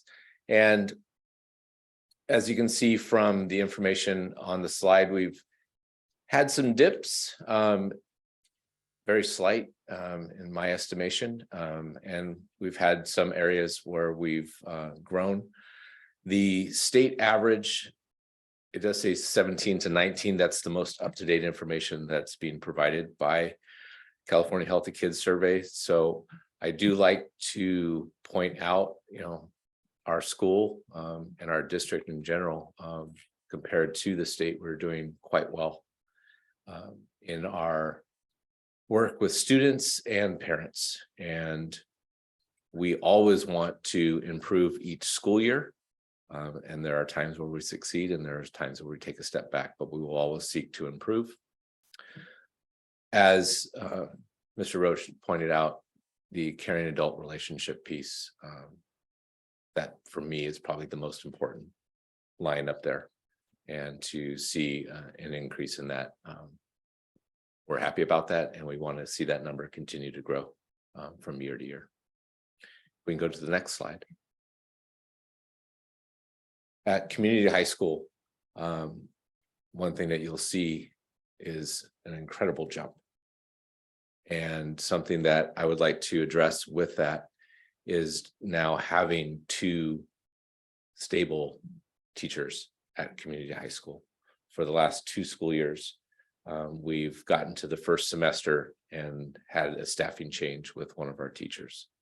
And Sherry Dieter, our lead teacher, who's been there the entire time that I've been here, has been incredible and has helped to maintain the rigor and the sense of community at community high school. But now that we have Mansour Abdul Rahim, we've been able to settle things. And it's clearly evident from our students' standpoint that they are feeling connected, they are feeling motivated, and our parents are seeing it as well. You may not know, but at community, our 2 teachers call every family every 2 weeks. So they're getting constant communication on the progress of their student, and it allows families to share anything that may be going on that will help support our kids. So I'm very proud of what's happening in that community. And I'm not sure if we can exceed 100%, but maintaining that would be incredible. Thank you so much. You're welcome. Thank you. It's really refreshing to hear that there's kind of like a perfect recipe going on at the community high. 100%. That's amazing. Yeah. Okay, Forest Grove. I get the pleasure of standing in for Principal Irene, who is a little under the weather. And so the Forest Grove results are up on the screen.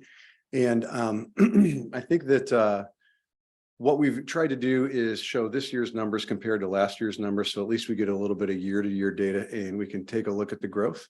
And so as far as the caring relationships go, you can see that there was a 2% growth there. With regard to school connectedness, there was a 7% drop in that.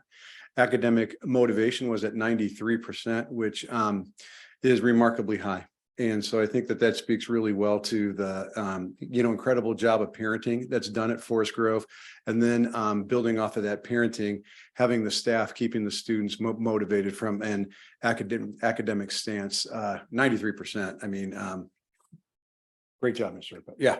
And then with the perceived school safety, it was up by 3% to 74%. And then also the promotion of parental involvement, the results were 92%, which was up from 25%. If we can go to the next Forest Grove slide, you can see a couple of areas of focus. One was the school connectedness, and that went down by 7%. And so I would see that remaining an area of focus next year for Forest Grove as well. And what we want to try to do is increase the classroom and school scholar choice and voice, meaning trying to give the students a little bit more voice in what's going on with school. And hopefully that'll make them feel a little bit more connected. Although with that being said, 77 is still a very, a good high number as far as that feeling goes. And then with regard to rural clarity, this was one of the goals that we set based on this data last year. And you can see that there was an 8% increase. I think a couple things factored into that. One is last year was the year that we returned from COVID. And so the clarity might have been a little bit foggy for the kids making their return back to school. Also, there was some good work done with the SOAR program, students being safe, on task, accountable, and respectful, plus the implementation of the toolbox. However, in the conversation that we've had with staff, I think that staff feels that there's still even better messaging and clearer definitions of rules and consequences and things like that that could also happen at Forest Grove. So I would expect that to also remain an area of focus for Forest Grove next year. Thank you. Thank you, Director Rogelman. Sean Keller, thank you so much. Good evening, board. Sean Keller, principal at Roberttown Elementary School. And as you can see, these are all the same categories that the other schools have been presenting. Obviously, with that very first number going down 6% with perceived school safety, it's something that I take really personally. I'm not exactly sure why that went down that much, but I definitely want to get into the 5th grade classrooms. As Taylor can let you know, I try to go in during circle time and talk to the kids as much as I can. But I'll talk in the next slide about some plans of having student advisory. Our anti-bullying climate, you can see that it slightly went up. School connectedness was roughly the same. Again, went up a little bit, just 1%. Academic motivation went down 1%. Caring adult relationships was exactly the same, but again, I don't like to see that. I want to see that rising. For promotional parental involvement, that was a district-wide thing between both Forest Grove and Roberttown, and that's at 92%, which we like to see, of course. Congratulations to Community High, by the way. Those are awesome numbers, and just congratulations to you and your staff there. That's really good to see, because I've come from alternative ed myself. So seriously, congratulations, Principal Garcia. Something that I added last year that I felt was really important to share with the board and also with my site council was students feeling frequent sadness. I don't like to see that go up. It did go up 2%. Obviously not statistically really high, but I want to see that at 0. So it's always something that we'll be working on at Roberttown. You can go to the next one. Thank you. I do want to say I did share this, and Trustee Mar was at our site council meeting when I did share this with our site council, that the other bullying or anti-bullying numbers went in a really positive direction for our school. Every single one of them were in a double digit, which is the first time I've ever been a part of that at any school, whether it be Pacific Grove High or Roberttown. And one of the bullying ones went into the 20%. I think it was reduced, which is good. You want to see that a couple of those numbers good. So they went in the right direction. So I was really proud. And I know that Trustee Otmar had a lot to do with our messaging and bringing the speakers that we had this year. So thank you, Trustee Otmar, for your efforts there. But for next year, we really want to continue working on that. Continue having Sonda Fruden, our child whisperer, go into the classrooms for a circle of caring. Increase our playground captains. Those are our 4th and 5th grade students that at this time, honestly, it wasn't really happening in November. So I think if we were to retake this, we would see kind of an uptick of participation in school a little bit. But again, we want to train them in the toolbox and make sure they understand. And one of the pieces was rule clarity in the feedback, that they didn't understand the rules. So we, just like Forest Grove, we want to make sure that the kids understand what the rules are and provide those behavior incentives through being caught good on campus and being part of the Otter Club every single month in each classroom. So, and with that school connectedness, like I alluded to earlier, having student advisory, really getting into the 5th and 4th grade classrooms and trying to provide time at lunch to have students who signed up to be my student advisory, which is kind of like student government, to come in. And I definitely want to talk to them about these results and just find out some of the nuances of, hey, why, if you answered this way, why did you answer this way? Help me out. What do we need to bring to school? What do we need to offer you at the school to make improvements? One thing that I really want to accomplish, and I think we're on our way, I shared the idea of a sunrise and a sunset with some teachers, 5th grade teachers at Forest Grove.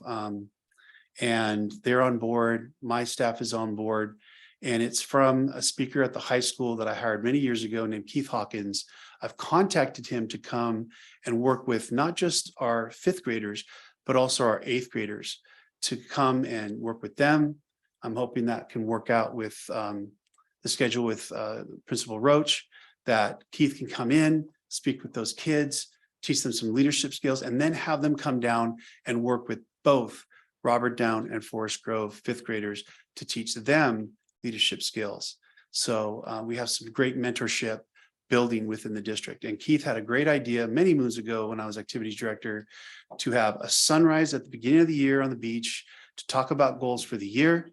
And then at the end of the year, have a sunset where 5th graders can then talk about goals going into 6th grade. So his idea was really for seniors in high school, but I want to bring it down, that idea down to the 5th grade. So look for something like that to happen right when school's starting next year. And I really look forward to partnering with Forest Grove and the new principal and having that happen. And we started our Garden Ranger program this year, and I'm really happy about that. We have some dedicated 5th graders that are helping with sorting all of the different food scraps and recycling. And I think it's a very powerful program. Kids are taking ownership and leadership on campus. And we just want to increase those opportunities for kids. And for the Garden Rangers, we actually opened it up to 3rd graders as well. So yeah, we just want to continue that leadership on campus and make kids feel connected to school. Thank you so much, Principal Keller. To all the principals, it's really apparent that you wake up every day and you really are trying to do everything you can to put the kids first, and you juggle a lot of things. So that goes to you, Lito, and to you, Sean, and to you, Sean, and wherever Irene is, maybe she's listening or not, but thank you so much. And then I think just to kind of cap it And up. wait. Thank you. Oh, yeah, okay, sure. Yeah, Buck too, sure. I think one of the things that we can do to kind of wrap it up too is also let the school board know that this data also is used in the local the control accountability plan. So when we bring the LCAP forward, you will see that we've got metrics that we're tracking with goal 3 with regard to the intervention program and, you know, addressing the needs of our unduplicated pupil populations. So it's going to show up again in some of the data that we use. Okay. And then I think we're here to answer any questions that the trustees may have. Thank you. And board, I just want to let you know it's 9:38. We have 3 more items on the agenda, which I think is possible for us to get through, but unfortunately it would mean that if we had questions on this, we would need to kind of email them in and not discuss. So I don't want to take that away from, I don't want to take that away. I think from it's a board. great way to do it too. And it would give us some more time to give a thoughtful answer too. So, yeah. So that is agreeable to you, Absolutely. which is huge to me. That's important for me to hear. And so board, is that okay with you? I prefer that, actually. Okay. Okay. Thank you. Just to make sure that somehow we make that discussion available to the public. Otherwise, I'm 100% on board. I don't know how to do that. I know. I was just wondering if we could bring it up as an action discussion down the road or something, just to make, because if that's the one thing, by not asking the questions in this forum, then the public don't necessarily get to see them. But again, we could deal with this offline. Ideas on that, Ralph? Well, Yeah, I'm not sure how to do that other than to report the questions back out at the following meeting, but that's after the fact. And that's a good question. Like have it as an agenda item? Yeah, we certainly can, or just a follow-up. Yeah, otherwise, other that, or we post the questions and answers. We can maybe post them online. Create a document?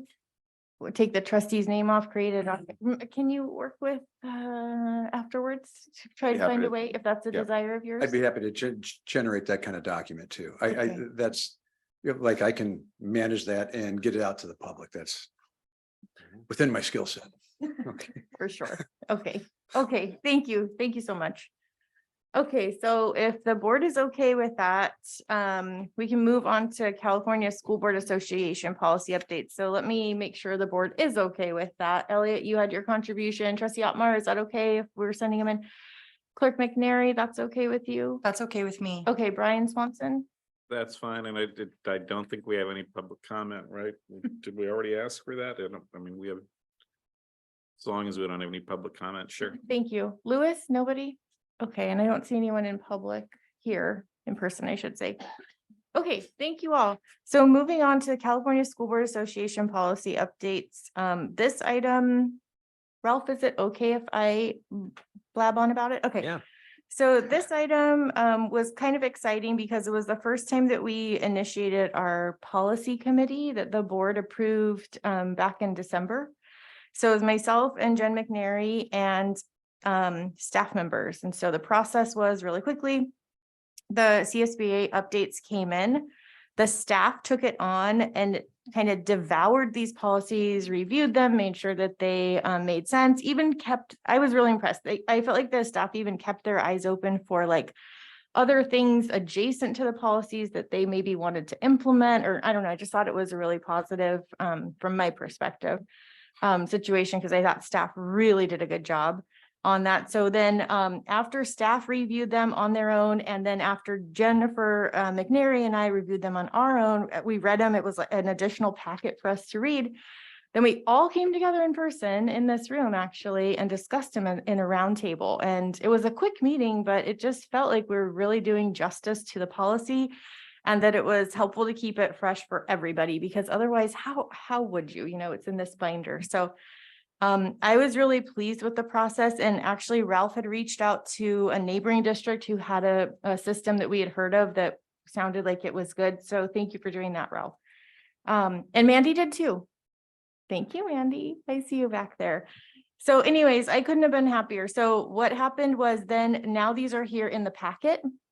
Their red line version in the packet. So trustees, so that the entire board has now had a chance to read them in the packet. And this item is truly just a yes, please, we're going to approve these if you want to, and kind of like one fell swoop. And of course, if you want to pull one, of course, if you have a question, please feel free, because we are policymakers. So this is really important, and the public meeting is where we can do it. So I'll stop blabbing on. And trustee Brian Swanson, any comments? No, nope, I'm good. Okay. President Carolyn, I just gave you all kinds of comments, so I'm good. Trustee Dr. Hazen. Just want to thank you both for being willing to do this, because I know it's a passion of both of you particularly. Well, attention to detail in a way. I'm impressed. Let me put it that way. And I'll end with thank I you. love an extra packet to Yes. read, I will say. Okay. Oh, gosh. But I'm very appreciative. I'm happy to move forward Yeah, with them. no problem. Clerk McNary, I don't want to speak for you. You might have something to say. So I thought the process was really productive, and I appreciated getting to meet with staff all at the same time because it made for a quicker meeting. And yeah, I think we're kind of adopting all the updates as presented. So it's pretty straightforward for us. Okay. Thank you. And next is Trustee Otmar. Oh, thank you. Thank you very much for taking this on and for doing the updates. And thank you to staff for taking the time to go through that. I'm sure, some of it's kind of dry, but as I went through this, sorry, but as I went through this and I looked at some of the things that were struck, it makes sense. And I'm glad that it's been done, and I'm glad I didn't have to do it. So I don't have any questions, and just thank you. It's great. Okay, thank you. I'm gonna go to public comment right now if there's anybody online. No one wants to talk about these policies. Okay, anybody in person? I don't see anyone in person. Trustees, did you have anything else pop up into your minds about these in that couple moments? No, okay. So with that, would anyone like to make a motion and a second, please? This is that, it for the ma'am? discussion. So we need direction to bring this back for consent, if Please. possible. Thank you so much. Okay, so board, is it okay with you to give direction to staff to bring this back to put on consent for April 20th? Oh, another one. I'm sorry about all the changes to that agenda, Mandy. It is. Okay, that's good. Okay, thumbs up from Elliot. Yes. Thumbs up from not, okay, thumbs.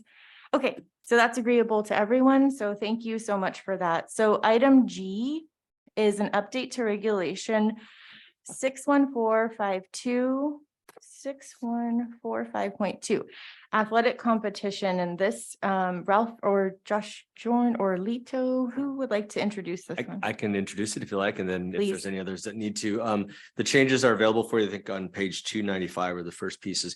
This is in response to the requests that came to us and to try to get more clarity on how teams are brought on. New teams are brought to the board, as well as how do we address when we already have a team, adding a different level like Frosh, JV, varsity, so on and so forth.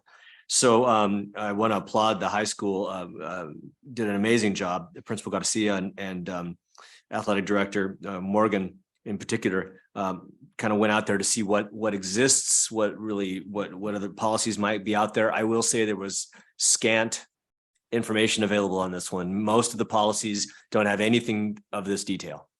So we were sort of going out there into the unknown just a little bit. But I think what they pulled together was in compliance with what CIF would require, what Ed Code would require, and at the same time trying to make it work for us.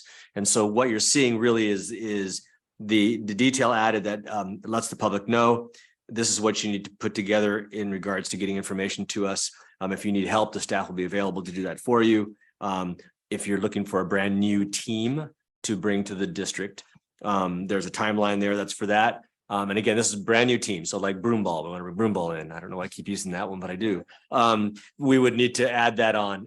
And if there's already a team set up, and now all we want to do is add a junior varsity or a freshman team, it doesn't need to come to the board. Regulation keeps it at the site. The principal, they'll do an assessment of it like we did before. The assessment basically means, do we have enough players? Are they going to be able to get out there and have competition within other sports around, so on and so forth?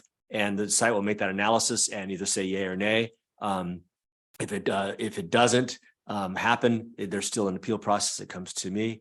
And so there's a route that can happen. I think the staff has been really thorough on it. I think it's good to go. We'll certainly answer any questions and we can make changes to it. But like I said, this is sort of new. Thank you.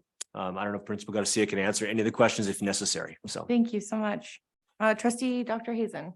Yeah, just quickly, thank you so much for putting this together. I'm very excited whenever we do step out into something new, because I think that shows that we're leading the way, so thank you all for taking that on. The one thing I just wanted to mention, so it doesn't get lost, was the discussion of those kids that are cut from the sports teams, like the discussion of potentially having an intramural type program, or, paying a stipend for let's say a volleyball coach to have more of a clinic in the off season with those kids that, want to play, but may not be competitive for the team. Just want to make sure that's not in this policy, but it stays on our radar.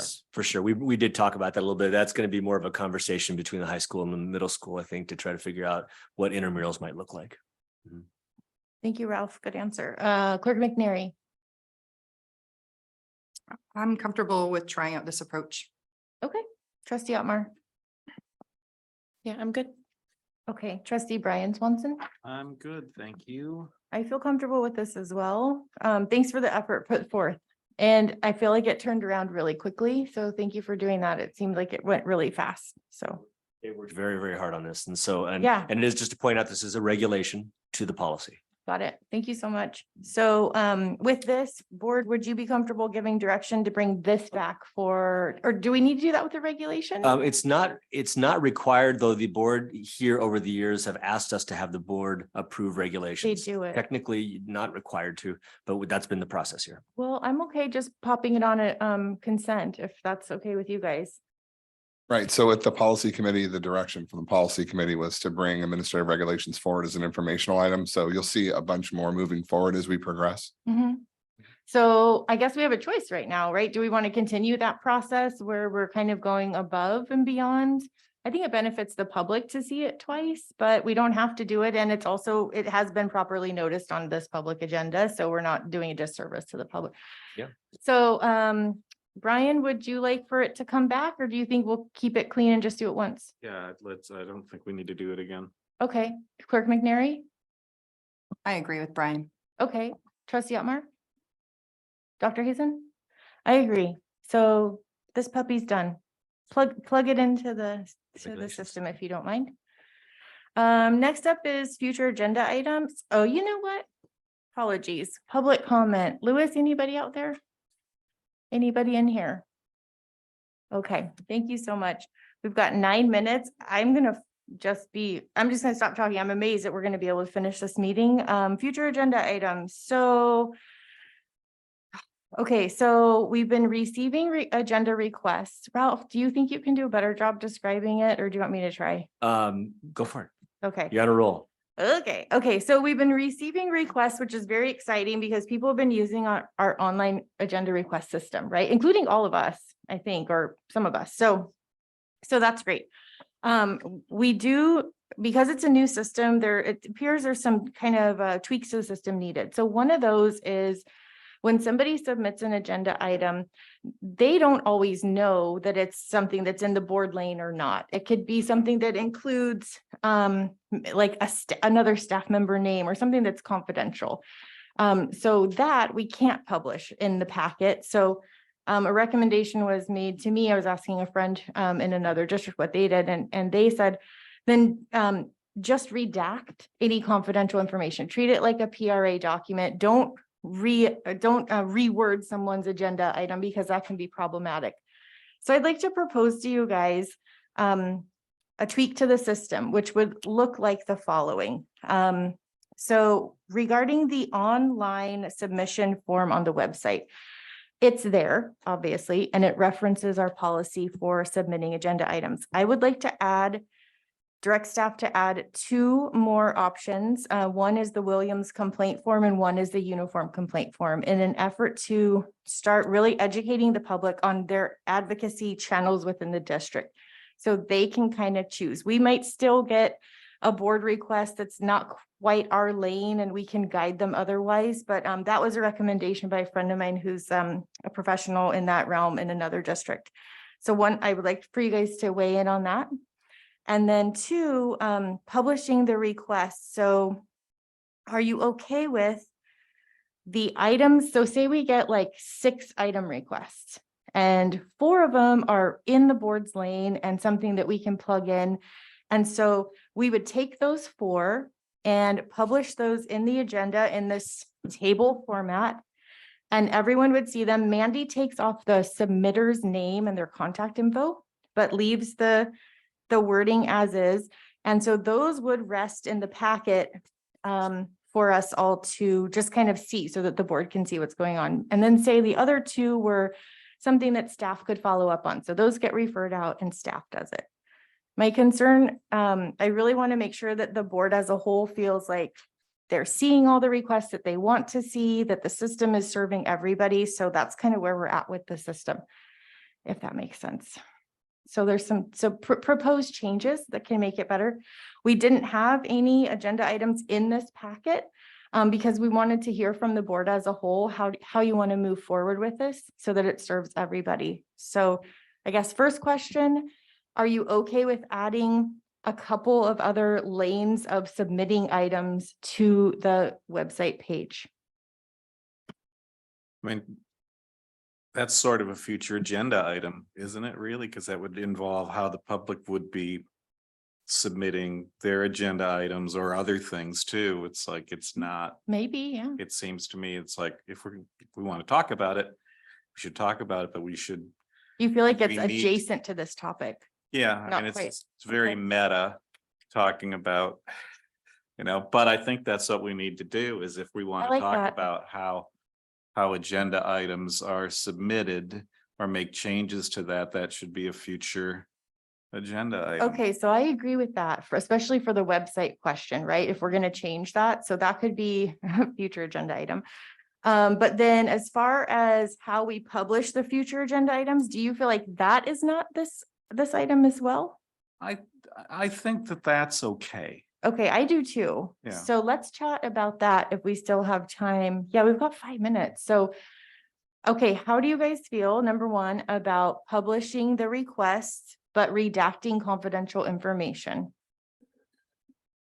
Is that okay with you? Go ahead, Elliot, and your finger. Yeah. I really appreciate the summaries that have been on the agenda. The problem to me with putting the request forward is it seems like there's potentially more work in the redacting. There's a potential for an error to be had. There's a potential for people to use it as grandstanding, frankly. Sure. And not to say that we don't want their comments, but I feel worried that anything that gets submitted gets put in, if that makes sense with it. So that's why I would be more Mhm. comfortable just summarizing every agenda item here, and we can then discuss it as a board. Okay, so a hybrid of what we had going. So we used to have going on the agenda, it would just say something simple like item teacher of the year recognition, for example. So that could have come from a more lengthy request, but then we've made it succinct and made it for what's in our lane and put it on this list. And then we're not attaching all the documents. And making very clear, we are keeping the request as written in a table that, so it's not like it's going away. Yes. But it's just, we're summarizing it for our discussion. like the way it was that. in the past. And then Mandy did a good job. She put all the agenda requests in a document that we can all access. And I think Mandy's going to keep that for like the whole school year going and then archive it or something like that. And then start a new one so that the board has access and can actually see what's being submitted. And that way they'll see all the submissions, right, Mandy? Because you put everyone. I think that's good, yeah. Oh, and the other thing was, right now, when you online submit, you don't get a copy for your records. And so was there a way technology wise to make it so the submitter can get a copy and a record, the request? Right now, it just kind of goes. This was the acknowledgement that in other words, the sender gets an acknowledgement saying, thank you for submitting your form, right? That's what you're asking. Go ahead, Elliot. Just Not quickly, really. Google Forms does have an option where you should be able to click and say, I'd like to get an email copy of my Yes, request. that's it. That would be Yes, something that, that's because addable. then the person Takes gets work like away. the date stamp, the actual wording, because I myself submitted an agenda item and I was like, oops, I did not write down a copy of what I just submitted. Hopefully it went there. Got it. And it did, but. Okay. So add that feature if that's agreeable to the board. That's Yeah. one improvement on the system. Thank you. And then we're going to do a hybrid where we succinctly put where that's going to go in here. I think that works. And I like the idea where it reduces a item option for mistakes.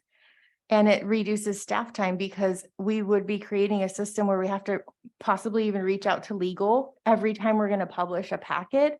And that doesn't seem helpful to anybody. So, okay, good idea, Elliot. Laura, are you okay with that?